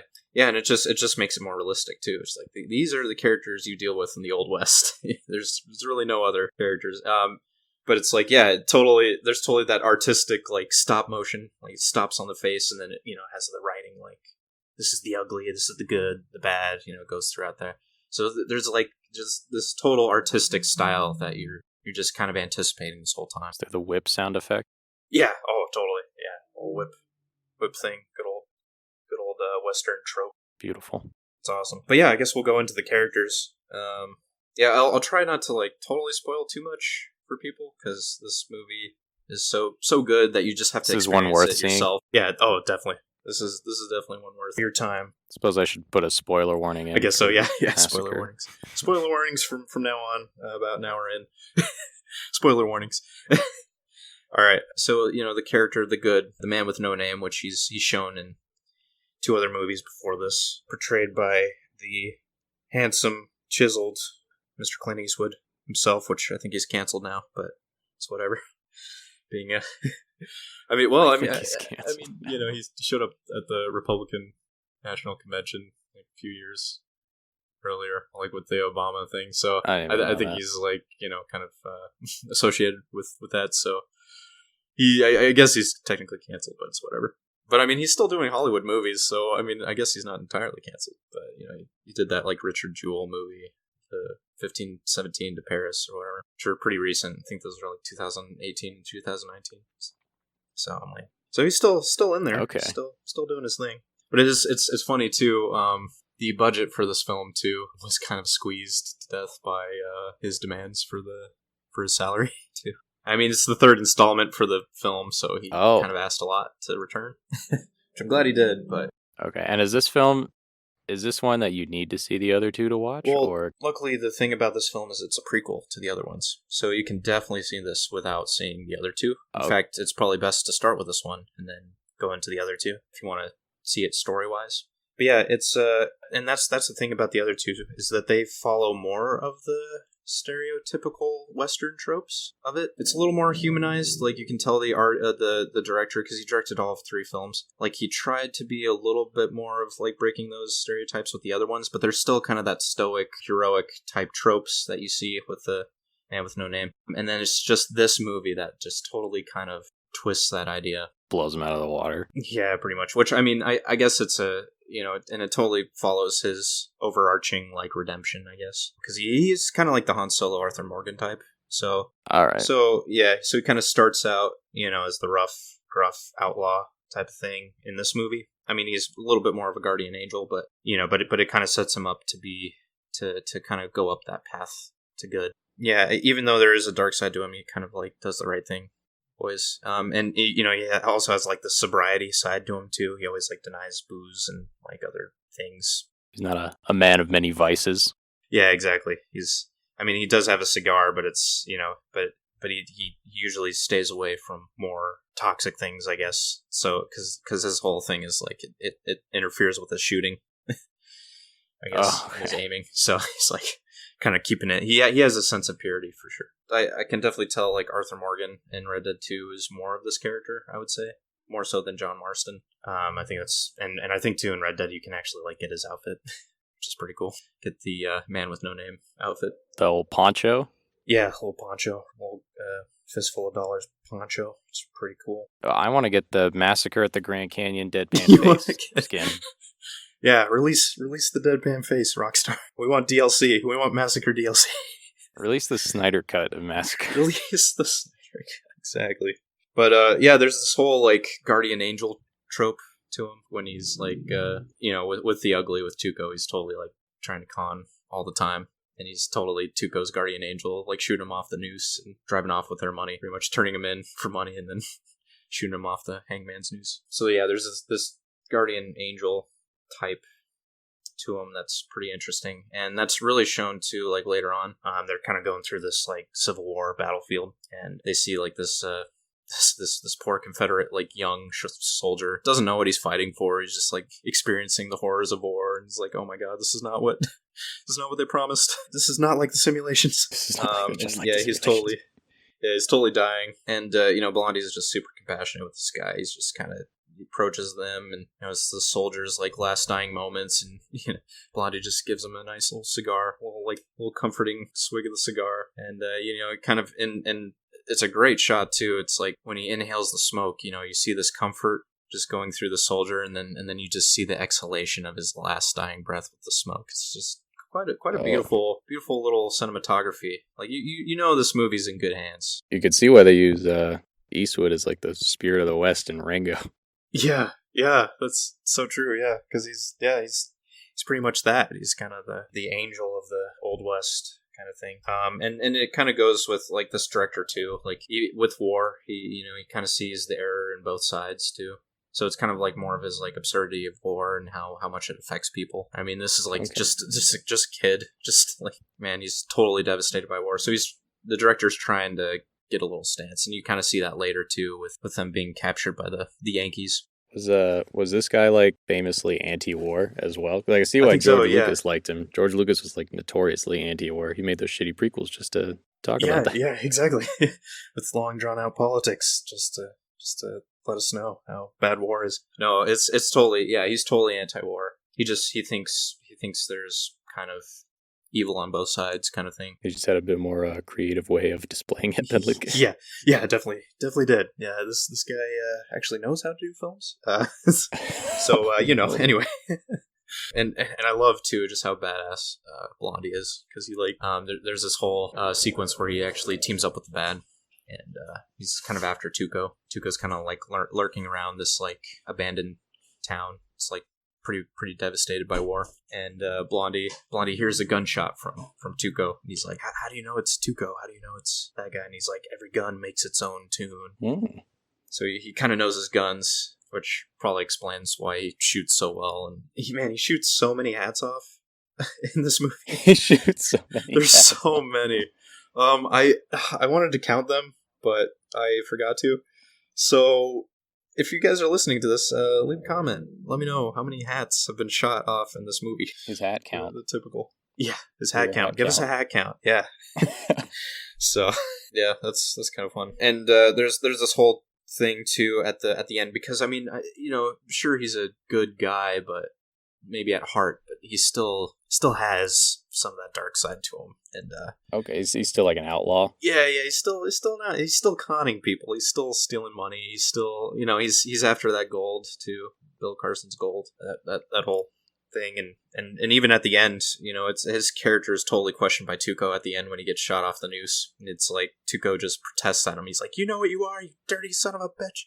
It's like well, technically true. It's like he acts like he's a good guy, but in reality, is he I don't know. All right, it's a little more like flawed heroes as opposed to the John Wayne ones. Oh, for sure. Yeah, there's definitely more of a humanizing flaw. Like every human has their flaws, and that's totally what this. Yeah, that's for sure what this movie is probably trying to portray. Definitely breaks the stereotype that was in Massacre. Then, Yeah. since, Evans is just a flawless killing machine. Whoever flawless. Yeah, no vulnerability. He's completely invulnerable. You know, you kind of wonder too. Like they did so much conning, the good and the ugly. That I just wonder why like the good always like is never like I don't know hunted down. Like he never has a bounty on his head. No one really knows him or sees it coming or sees the same stunt, even though they do it in like every town. It's like okay, it's like you should have like 5 stars by now, but it's whatever. 5 stars, Red Dead 5 stars. Yeah, Red Dead 5 stars. You shot all their hats off. Like, what can they do? Did. Yeah, you know. But yeah, great character, great performance by Clint Eastwood. He's a star. He's a stud. He's definitely what kind of defined the westerns at the time into like a new era, a new resurgence, which John Wayne hated. So, you know. Yeah. It was definitely the start of like the modern westerns that kind of like the Coen brothers sort of employ now, totally. Like the flawed characters. Yeah, it's dark, it's gritty, it's there's flawed characters. Sometimes they're good, sometimes they're bad. Anti-hero type thing. Usually a heart of gold, though. Still, yeah. There's this underlying. They know what's good. They have that moral like obligation at the end. But you know, still a little bit of that dark side. Nice. And then we go to the bad. Now that we're talking about a little bit of flaws and evil stuff. Angel Eyes is what they called throughout the movie. I'm looking him up right now. He's a spooky looking dude. He's got a black hat, so we know he's bad. He's all in black, so they keep that trope. It's funny too that his name is Angel Eyes, and I'll get into that a little bit more. But this is played by such a stud actor. He's probably the best actor in the film because he's just so like centered and focused. And I think his name's Lee Van Cleef. It's kind of a weird name, but yeah, he actually appeared in the movie previous to The Good, the Bad, the Ugly for a few dollars more. And I guess he did a great job that they just wanted him back or something. But yeah, he makes an appearance in this. The same character? He's a completely different character. so it might be a little confusing to audiences back in the day, like seeing the other two and then seeing this film. They're like, wait, is that the same dude? I don't know. Okay. Yeah, I mean, he's an awesome actor. So it's like it's cool that they brought him back, but yeah, like he's just a total schemer, he's just absolutely deceiving. He's the devil, really is. He's got like these like manipulation tactics that are like total like double agent style. Like in the first scene, like he goes after this guy to get this name, and the guy's like, okay, I'll pay you double what they're offering to, you know, like just leave me alone. And to kill the person who hired you to kill me. He's like, okay, but he like kills the guy, and then he goes back, gives the guy his client the name, and then he's like, you know, I always see a thing through that this other guy paid me to kill you, so I'm gonna kill you too. So he's totally like just double agent scamming everyone in his own way. And it's like, oh damn, like this guy, he means business. So it's like, oh damn, yeah, he'll like if you pay him enough, he'll do it, and no matter what the cost is. So reminds me in college. Yikes. Yeah, that's desperate times, man. Desperate times. But yeah, so you know that just goes into like the total brutal, unforgiving nature of the Old West, and everyone's out for themselves kind of thing. Totally plays onto that. He's kind of like the extreme version of that mentality. Okay, so he's like the stereotype bad guy. He really is. He is. Yeah, he's the devil. It's a stereotype for sure. And what about Tuco, the ugly? Tuco, he's an interesting character. He's very much kind of evil, but he's kind of a conflicted hero actually, and I'll get more into that after the bad. But yeah, it's interesting. But yeah, what I noticed with the bad too is that he's very deceptive in that his methods of killing, it's always in like a humane setting. Like he always kills someone either at a dinner table or a bedroom or something. Like it's like this comforting setting, which is like kind of pretty unsettling. He just he actually interrogates Tuco onto a table pretty much, and he has this whole like he allows his victims to eat. He allows the victims to feel this comforting sense, and then he just totally just unleashes hell on them. So it's very unsettling. Kind of adds to his backstabbing nature. Most Yeah, it really even does. the bad guys in Old West, like movies, yeah. it'll usually be a shootout. Right, And exactly. like the tropes in Massacre, like when they called for a truce, even the bad guy dancer, he was like, okay. Yeah, exactly. Sounds like Angel Eyes would be like, okay, and then shoot him as he's walking up with a white flag or something. Exactly. Yeah, this is the guy that will definitely shoot you in the back. Like, this is not a. Yeah, exactly. He doesn't play by the rules. He doesn't fit those typical bad guy tropes that we've seen. Mm. So yeah, really cool character, and totally ironic in a way.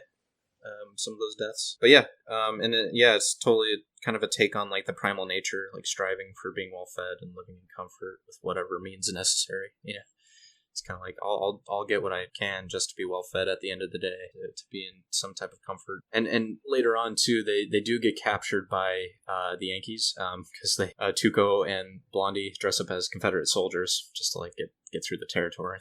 They, of course, get arrested by the Yankees, and they're taken to this kind of Yankee prison camp, and lo and behold, the bad is there as an officer, which is very, very ironic that he's kind of in the good side of the war, and he's one of the generals, which kind of plays onto the director's absurdity of war kind of thing. It's like there's bad and everything. Very ironic. But yeah, I kind of want to see, because it doesn't see how he got to his rank, and I kind of want to see like the behind the scenes of like how he got to his rank, like if he killed to get to that status and he's posing as someone in the Union, or if he's it adds to his mystery. Like, is he really that rank, or is he Oh, exactly. Yeah, it's kind of cool. And it's like he uses, or is he that rank? Has he been that rank this whole time, and he's using his power that he has to exact his methods? It's like it's kind of interesting. It's like, yeah, who is this guy? Is he a soldier? This guy sounds scary. Yeah, he's scary. He really is. He's a scary hitman. But yeah, there's this whole sickening like interrogation scene, just going back to his ironic like humane killing, like things of like his commander is like, you need to treat these prisoners better. Like we are not that. We don't brutally torture. We don't maim our prisoners and stuff. And he's like, okay, that's fine. I'll have them. And so later on, he's like, okay, I need to get information out of Tuco. So I'm going to just set up these Confederate soldiers to just play some nice music so it will drown out what I'm doing in my quarters. And he's like interrogating Tuco and stuff. And it's like, it's such irony, It's like, oh man, it's like he's totally doing these humane, unsettling ways, and it's like, oh man, and just beneath the surface, it's like, oh shit, he's doing all these like brutal interrogations and stuff. Yeah, let's just say Tuco gets uglier during that. Tuco gets uglier. Oof. Yeah. So he's a very interesting villain. Really good, really well done by Mr. Van Cleef. He's a very interesting actor. Really good stuff. More about Tuco. Here, I think he was played by Eli Wallach, and he was actually very, very good too. He's probably one of my favorite characters, because he's actually kind of the most human out of both of them. He's kind of like unlike any others. The lens of the audience to see through. Yeah, because from what it sounds like totally. The good and the bad are just like forces of nature.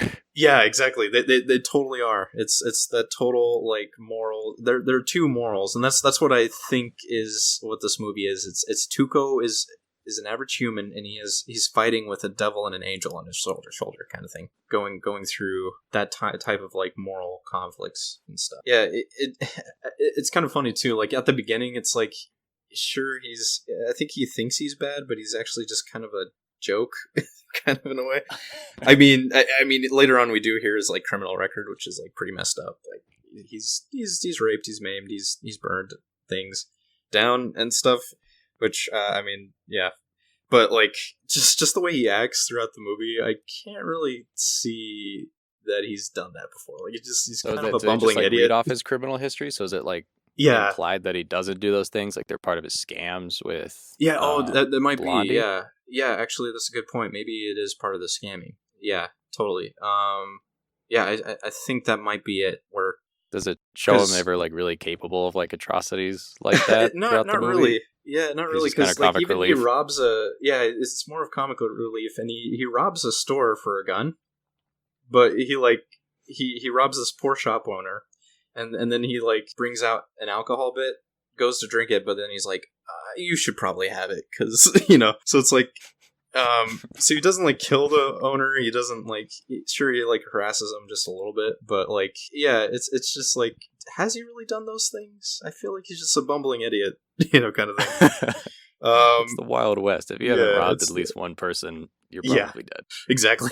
It's just how it be. But yeah, and all the time, it's funny how he twists things. He twists the rules because he always has this like ironic Hail Mary every time he kills someone and stuff, and like every time he sees a dead body or every time something horrible happens.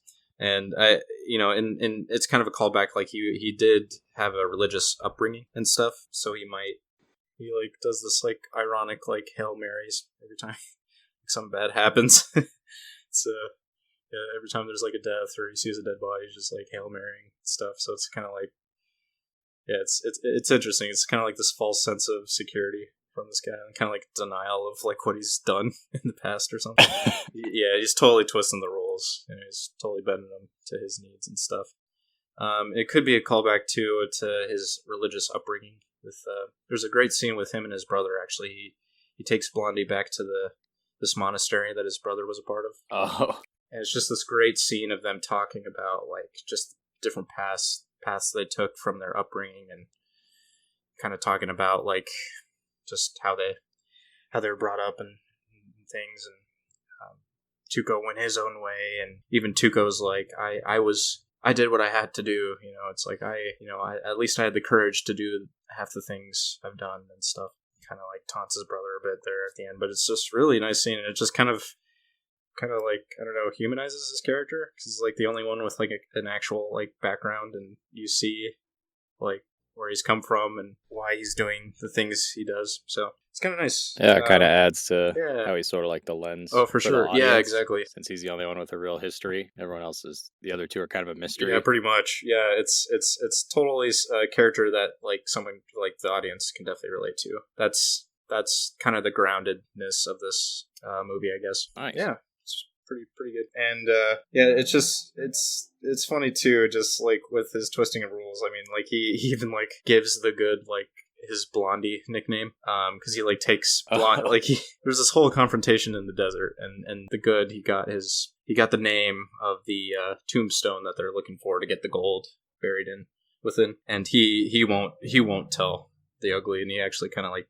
almost dies of like heat exhaustion, and so looking for it. yeah, so the ugly takes him back to the monastery to revive him, only because he just wants the name. He doesn't want he could care less about the good. But so he's just like, and it's just it's a funny scene because they're dressed up as soldiers and they're going through, and of course he's dressed up as a soldier because he wants that like priority from the monastery of like, hey, come, help us. Soldiers first, and they're looking around. There's all these soldiers around there. Like the church is totally selfless, healing all these people, wow. And he's just like totally taking advantage of it. He's just like, oh, this guy, Quite needs the opposite of those. Yeah, exactly. He's like, this guy needs it, and then later on, the good's in bed sick. He's recovering and stuff, and yeah, the ugly was just like calling him like, oh, don't die on me now, Blondie. Giving him a nickname, having pity on him just so he can get the name. It's just kind of funny. He's just twisting the rules all the time. It's kind of funny. Oh man, but yeah, the ugly's great. He's such a funny character. Yeah, and it's just it's funny because wherever they go, there's just horrible things happening to them, or like happening around them, surrounding them. They just don't care. They're out to get that gold. There's like a whole scene where they're like captured, taken into the Yankee army, and they're just like, oh, we want to enlist. And there's just like this harsh, warfare going on right now. They're, the Confederates are kind of creeping in and stuff, and they're like, oh yeah, we want to enlist so we can, secretly get to the other side. We don't care about this war, but yeah, there's even like this whole scene with like the drunk captain like talking to them about warfare, and he's like, forgive me for talking loosely of death, but it's like these cowboys, like he's talking to the wrong crowd. It's like these guys like face death like every day, and stuff. You guys live for it. Yeah. Dang. And where does this movie take place? What state? I forget. I don't think. I didn't really pay attention to that, but I don't think it really takes place in an actual state. I think it's kind of up to interpretation, but I'll have to look into that because I forget because I know they say certain town names, but those could be also like generic town names too. So yeah, I'm not sure. I didn't pay attention to that. But hey, if you're watching this and you know where it takes place, leave a comment below. Let us know. Let us know. Yeah. So, I'm trying to look up where it is. It doesn't even say. It just says it was like filmed in Rome and Mexico. Yeah. It was definitely filmed like in those type of like desert locations. But yeah. I think it's just kind of a generic town, not really specific on it. But yeah. And there's a really great scene between Ugly and the Good.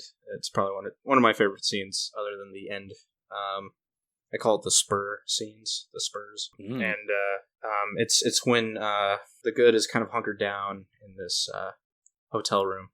He's just kind of like waiting and anticipating the Ugly to follow his trail and whatnot.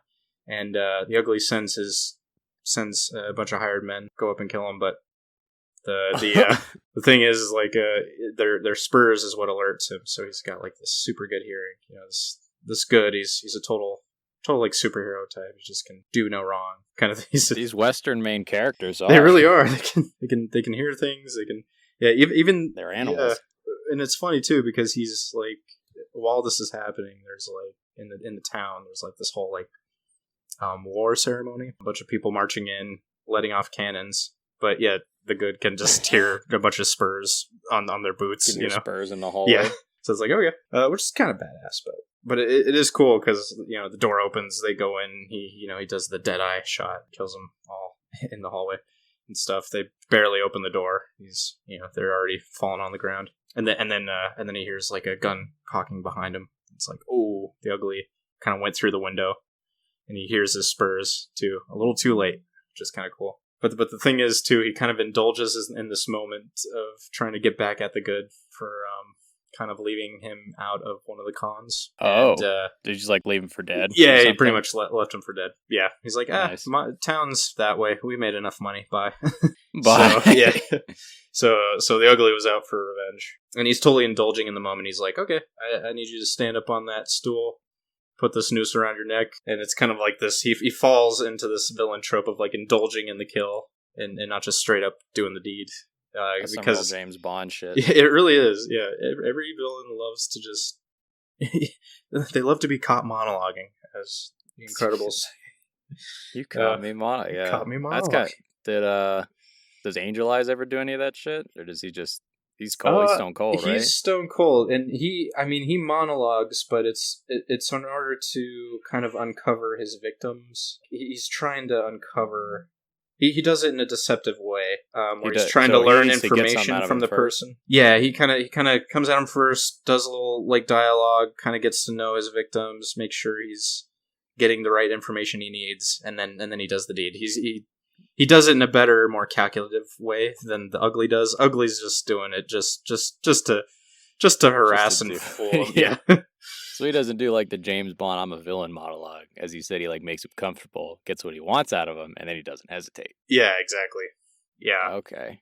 So the Ugly is just reveling in the moment. He's totally just at this. He's just milking the moment for himself, and it goes back to haunt him actually, because he actually learns his lesson later when a person comes in tracking down the Ugly, and then he shoots the guy. The guy goes off on a monologue too. The Ugly's like, if you're gonna shoot, just shoot. So he's kind of like he learns his lesson at the end, but yeah. I like they did that. I like the dichotomy between the good and the bad. How kind of like the new John Wayne sort of changed what the hero archetype was in westerns. Where it went from sort of like lawman to outlaw. So too did Angel Eyes kind of change what it meant to be the villain. He made him scarier. Exactly. Less, exactly. Comic. Yeah, less. How dangerous they could be. How dangerous, how deceptive they can be, how cold-blooded they can really be. And I mean, they're kind of like psychopaths. It's like they're using such interesting methods. It's like, geez. Nice. That reminds me a lot of like the the villains like the Coen brothers come up with, Oh yeah, totally. like some No Country for Old Men type. Mhm. Yeah. Oh man. I think that same kind of Ah, concept is scary explored. villain. Like Tommy Lee Jones's character is talking about like what the Old West was like and how Yeah. it was much less nuanced. And then you got Anton Chigurh, Hmm. the villain. He's total psychopath. Oh yeah, and I think that's what the Coen brothers recognize to this day. Probably based, with the Kind of like as the a dissection of the genre. oh, sort of. definitely, yeah. I'm sure they kind of draw off of the Sergio Leone style. But yeah, for sure. So yeah, and actually I've noticed too, it's kind of a cool little like symbolism. But there's they actually straight up say the encounter, but it's kind of like this Judas Jesus betrayal relationship that they always have, and everyone's almost getting hung every time, and that's kind of like a little Judas reference, and they actually like literally like reference that, and there's like this cannon fire going on, and the Ugly's like even Judas like called up like when before he hung himself, like a storm was called upon and stuff, and the Good is like that's cannons. It's That's cannons. That's cannons or something. Oh, that does So kind it's of like- add to the mysticism. Yeah. Sort of the myth that Totally. Wayne and Angel Eyes were Mhm. representing. Are they even like real people? From what Yeah, you're are they describing, even they're re- just like yeah. it's like some American gods shit. Like they're just the forces Yeah. of the West. Yeah, they really do. Yeah, actually, like in a way, it kind of is. It kind of is that. Yeah, and yeah, it's really convenient too, because like that's what saves the Good is a cannon blast into the building. Oh, really? which is interesting. I think like a whole war breaks out, or I'm actually not sure why the cannon blast happened in the way that it did. It was really convenient timing to get out of his noose, away from the Ugly. I mean, at the start of the scene, the way that the Ugly knows that he's in that town, that the Good is in that town, is that one of the soldiers has his horse. So I wonder if the Good kind of set up one of the cannons, like kind of paid off one of the soldiers to be like, hey, can you fire into this like room or something to get me out of this situation or something? That is some I don't know. Ocean's 11 It really planning. is. That It some, is. Yeah, it's very. some now you see me ass. It really is. It's thinking ahead. very convenient. Very convenient timing. I was like, how did they know? So yeah, that's kind of interesting. But yeah, that's just throughout the whole thing. It's like that whole Jesus betrayals, and it totally comes back to haunt them. But yeah, it really is like just a series of things happening to these three dudes. Like They their just past bumble around choices, their deeds the come desert. back to haunt them. Yeah, and it's just like it's kind of like they're dealing with the consequences of their sins of the past. It's kind of catching up to them. Their fates are totally intertwined. Everything kind of comes full circle. So it's interesting. Yeah. That's it. Yeah, 'cause most of the old westerns, they're not very long. Like, was it Massacre? It was only like an hour and a half. Oh yeah, yeah. This one was. What is the runtime on this? I think it was like 3.5, it's almost like 4 hours long. Almost a long 4 hours. ass movie. Yeah, I guess I'm probably looking it up. Oh, yeah. It doesn't feel like that long, but It sounds like a lot of it's shit 3. happens. Oh yeah, it's 4 hours long. Holy cow! It doesn't feel like 4 hours actually. It's so. That's so weird. Yeah, it really doesn't though. Things go by so fast. Like, man, I thought it was like maybe an hour and a half, 2 hours, but yeah, it's almost 4 hours. Jeez. Is there like the stereotype bad guy kicks the cat moment, like Kicks right the at the beginning, where like the first thing the bad guy does is just something shitty that you I they mean, are? Technically, Like, what was the first yeah. thing Angel Eyes did? Yeah, was it Actually, the just murking first someone? well, yeah, it took him a while to get to that moment, but yeah, he kind of approaches this nice little family homestead.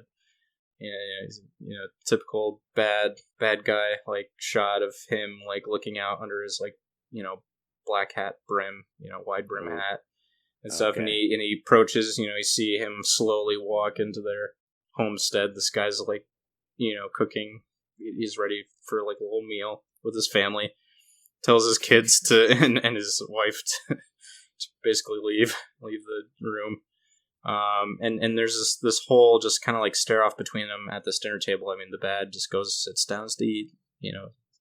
Totally nice, comforting setting. Very unsettling. Sounds like and- some Inglorious Bastards. It really is. Yeah. And he's the victim is pouring him a bowl of soup, and they're just eating, and and they're talking about this name that he needs and getting to know his family. And, the bad's just like, Angel Eyes is just like, yeah, is that your family? He like glances over at a portrait. It's like, is that your family? It's like, ooh. It's just like he's just analyzing this guy. He's getting all the information he needs out of this guy. He's trying to find ways of incentivizing this guy to do what he wants him to do. So it's like, ooh, it's very cold, calculating. And then then he gets the bribe. He's like, here, I'll tell you the name, but here, go kill the person. Like, I'll pay you more for that. He's like, cool, yeah, I'll do that.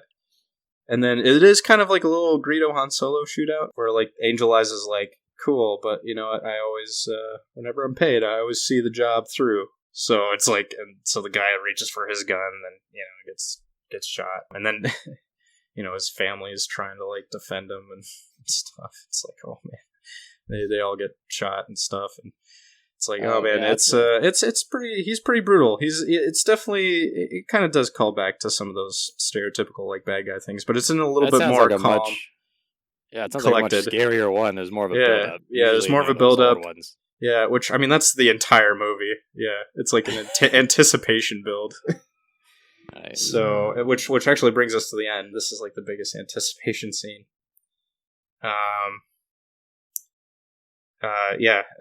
Just like the whole ecstasy of gold portion is just so brilliantly done. It's so great. He's just running through this like massive circular graveyard, and the way it's shot too, it's almost vertigo inducing. Like it shows his desperation. It adds to that dizzying effect of exhaustion. I have seen that scene. Yeah, where he's just running around, just aimlessly trying to find this name of like the thousands of tombstones there, which actually another callback to Star Wars with Empire Strikes Back. I have to bring it back to Star Wars. It kind of reminds me the whole Empire Strikes Back father reveal of like just that Bespin, just that Bespin structure that they're surrounded by. It's so vertigo inducing. Like it looks like a swirling vortex, and it's kind of like this kind of like the culmination. Culmination of like this revelation, this mass revelation, and it's so vertigo inducing, so dizzying. Like what's happening. So it's kind of that's what it kind of reminded me of. And then the camera stops suddenly at this tombstone abruptly, like there's this like clarity boost of adrenaline. Like, nothing else matters, not even like his exhaustion and health this whole time. It's just like he's finally found it. It's like this runner's second wind. He's like, great, there it is. I don't care about anything else. I don't care that I wandered aimlessly through this graveyard, probably super thirsty, totally exhausted. It's just like, bam, there it is. So it's really cool camera work. It's like, oh my god, it's this desperation, exhaustion. Where is this? Oh my god, it's so confusing. And then bam, there it is. Nothing else matters. So it's like, it's very, very well done. I really like that whole sequence. Sounds like it's much more artistic with the camera. They were maybe again, like Grand Canyon, and then like a few nice establishing shots, and one pretty good one, a few good ones, and like that jailhouse shootout. Like there wasn't like the final fights and stuff and all that. It was just like it's just like steady cam. Yeah, it's pretty. It's steady cam. It's like one just horizontally, just one, just like little frame, little box.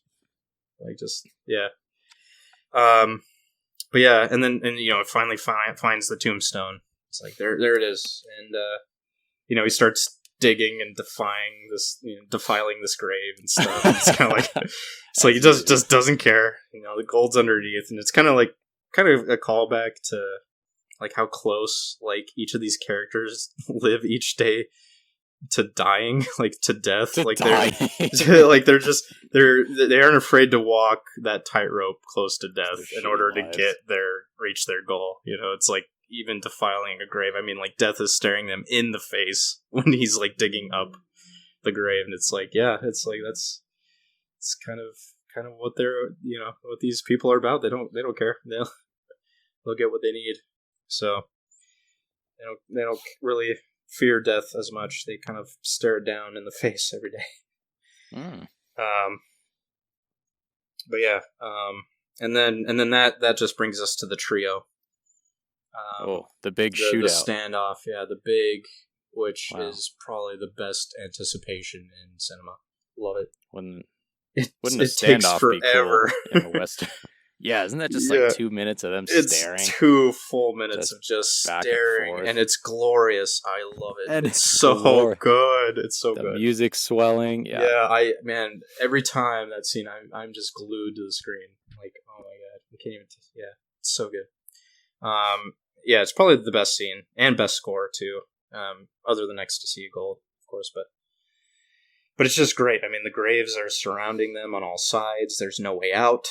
Death has finally caught up to them. Like, someone is going to die today. It's like, this is it. This is the best anticipation build. This is where this all leads up down to this moment, this defining moment. So it's so cool. And it goes on forever too. I mean, it's like, it's total stopping of time. It feels infinite. It's like, it's the moment before death. It's like, your life kind of goes by in that one instant, it's just the music during it. So good. Yeah. These are the fastest hands in the West. Yeah. And the end ugly as well. Right. The ugliest hands. Exactly. But yeah, I noticed too, there's like little clicks in the music too. It's kind of like that suspenseful draw to something. It's like, calling them to do something, It's like calling a pet or something. It's like, go do something, Go do something. Yeah. It's like a little like war drum beat too, and then right in the middle of it, there's this complete silence. So it's like, there's this huge anticipation, rambling piano the whole time. It kind of like rambles up into like this false lead up. It's like, oh, is something going to happen? Is something going to happen? Nope. Is something going to happen? It's like, it kind of goes back and forth with that. It's just great music, man. Great music. I love it. But yeah, and I love the expressions on each face. You can tell, like, you can see their character motivations in each face. Like, Ugly has like this desperation and kind of like this uncertainty with both men because he's had bad experiences with both of them. It's like, I don't know who to trust right now. I don't know what Blondie's gonna do. I certainly don't know what this bad's gonna do. He interrogated me before. They're like, I don't know who to shoot. It's like, I don't know if Blondie's gonna shoot me or him. It's like, who knows? So there's this huge desperation in this, like, I don't even know what's gonna happen with the Ugly. And then the bad is just cold and calculating. He's just staring at both men, trying his best to run as many probabilities in his head as he can. He's that he's that cold calculating character. Like, he's really trying to get out of the situation. And then you see Clint Eastwood, he's just got this like nice display of confidence and nonchalant. He's almost as if he like, accepts death. Like, he's like, my life has been okay, and if I die today, it's going to be okay. So it's like, yeah, it's interesting. Yeah, so he's totally confident. He's definitely the best sharpshooter in the West. So he's just like, all right, whatever happens, it is what it is. Kind of like a little display of like the Jedi mentality. It's like, what, Force is with me. It's just, it is what it is. I'm sure that's what he had in mind. But yeah, and then they finally draw weapons and they both fire at the bad, which is interesting because it kind of makes sense because like the bad worked alone this whole time. And now he dies alone. So it's like, it's like, got him. It's kind of like, if you don't have allies and you don't, like, you're just going to die alone. And that's kind of what happened to the bad. He was his own agent. He didn't work for anyone. He kind of only worked for himself, and he died by himself. So yeah, so that's that. And I guess too, if you look at the scene, I'll have to look back at it, but like, he is standing next to an empty grave, so you probably could see that it was foreshadowed a bit. A little like, foreshadowing that that's for him. That he would have died in that moment. Doesn't he get like shot into it? Oh, sorry, Darren. My headphones are being weird. Nice. Doesn't he? Okay. Yeah, sorry. Doesn't he get like shot into it? Yeah, he literally gets shot right into it. Yeah. So I'm like, I wonder if I'd look back on that scene, and if you see the open grave standing right behind him, it's like, oh well, he's gonna die, you know, because that could have been like a good guess, I guess. But yeah, but yeah, that's the good bag of the ugly. Yeah, great ending too. Yeah, that's that movie, and I think it's amazing movie. It never gets old. Anything you dislike about it? Dislike. Well, I mean, yeah, it's. I mean, as in any movie during that time, there's bound to be like not the greatest like edits or timing or pacing. So people might be turned off by that. It is an older movie. I mean, and there are some things that probably wouldn't pass today, like a woman gets backhanded and slapped around by the bed, which would be canceled today. Would not As fly you today. do. As Angel you Eyes do. is canceled. Yeah, Angel Eyes is canceled. Hashtag Angel Eyes is canceled. Angel Eyes is canceled. So yeah, there's definitely things that probably wouldn't fly today. Trying to think what else. Really, really bad ADR, I would say. They go back to re-record their lines, and it's just clear that it's that's not what they're saying in that scene. So it's kind of funny. It's like they're totally off in their dialogue. The re-release. Sometimes, yeah, the Good, the Bad, the Ugly remastered. Yeah, remastered edition, Reloaded. They yeah. For next. And I mean, exactly. And I mean, with the equipment they had to use back in the day, like you kind of had to go back and re-record things and stuff. So I understand, but at the same time, it's like, yeah, their lips aren't saying what they're saying. So it's just like what. So people might be turned off by that too. So there's just some technical issues of the time and some pacing. Yeah. Well, not pacing, but just like the length of the film. Yeah, length of the film. Yeah, you'd have to commit to this film, I guess. But really, like, I just feel like if you were to watch it, it really goes by really fast. At least for me. May not for some people. But it's pretty fast paced. Just like the story and their motivations and what they're trying to do. It's really fast paced, really engaging. It's just a really good story. It's like these people are just trying to get this gold. These three dudes. And it's just great, the tactics they use, and it's just engaging to where it makes it fly by, really. So nice. So just like fun, clever antics. Yeah, it really is. Yeah, it's great. And there's a lot of funny humor too, especially from Tuco. Like he's the funniest character. He's the more like gritty, down to earth, and a lot of people will probably relate to him more than the others. So. Well, the others just sound like mythic figures. So yeah, they do. Which I think that might be the point. It's Tuco's battle with good and evil. I think it's his devil and angel on his shoulders that he's just battling with morals. It might be. Maybe that's the. They both kind of sound like assholes, though. So it sucks to be Tuco. They do. They absolutely do. Yeah. So what would you rate this movie out of 10? Rate this movie out of 10. Definitely. I would say. I mean. With some of the problems as stated previously. How many Farquaad Isaacs would you rate this movie? I would say it's a good like solid 8.5 or 9 out of 10. Not gonna lie. Like I think this is what really broke the stereotypes of westerns. Yeah, I definitely would recommend this movie. It's really fun. Oh. So yeah, what about you? What would you say is your rating for Massacre? For Massacre, I'd give it probably like 4 to 5. Yeah. Farquaad Isaacs. All right. Out of 10. Out of 10. Farquaad Isaacs. There you have it, folks. There you have it. All right. 4 or 5. Well, let me know. Isaacs. Yeah, and if you guys have seen this movie before, comment below. Let's start a discussion. What do you guys think of these movies? Let us know how we fucked up our interpretation. Yeah, let us know. Let us know some things that need clarification, or yeah. Let us know how the themes were. Is spaghetti western a racist term? Is it a canceled term nowadays? Can't spaghetti western let us know. Canceled. That's a very heavy topic. Let's throw it in. Throw it into the comment section. Let's do it. Get discussion. Let's do it. Yeah, great. Follow us on Twitter, Instagram, yeah, Skype, MySpace, Twitch. All that jazz. Yeah. Sometimes we do late night Twitch sessions. So you want to tune into that? We'll probably be posting it on YouTube.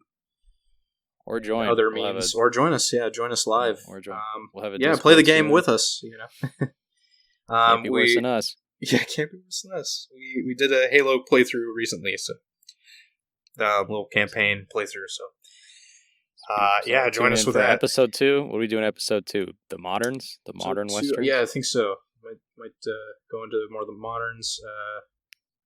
Yeah, I think that's a good route. This is not just good, the bad, the ugly theme of our podcast. This is not just a Western movie podcast. No, it is not. We'll also, it is not. For week 3, be doing Western video games. Yeah, we will be, but but keep following us throughout October. We'll be doing some scary movies, good and bad. And it should be spooky. Spooky either way. Really badly spooky and really goodly spooky. So there you go. Either scary good or scary bad. That they got that kind of budget for. Yeah, either way. Exactly. There will be fear. Recommendations on things to review, and absolutely. October probably we'll have like weekly uploads. So we'll take recommendations. Absolutely. Yeah. Let us know what you want to hear discussed, good and bad. Alrighty. Sounds good. All right. Well, thanks for tuning in. See you next time. Kiss, kiss. Kiss, kiss.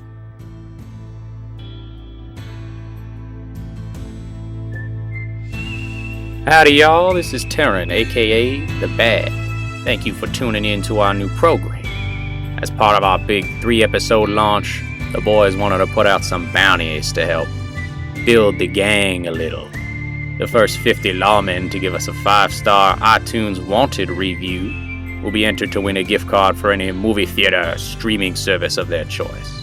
Secondly, the first Deadeye to guess how many times Star Wars is referenced in the first 3 episodes will win a physical copy of any film of their choice with special prizes from the boys inside. So be sure to check out our other 2 launch episodes and stay tuned on social media as we announce the winner. Links in the description. Also, don't forget to like and subscribe so you don't get dysentery. Now, everybody pretend that I rode off into the sunset. Bye now. I know, it's getting all gross and... Is he fucking eating the cigar? You just put off the filter end? Was it?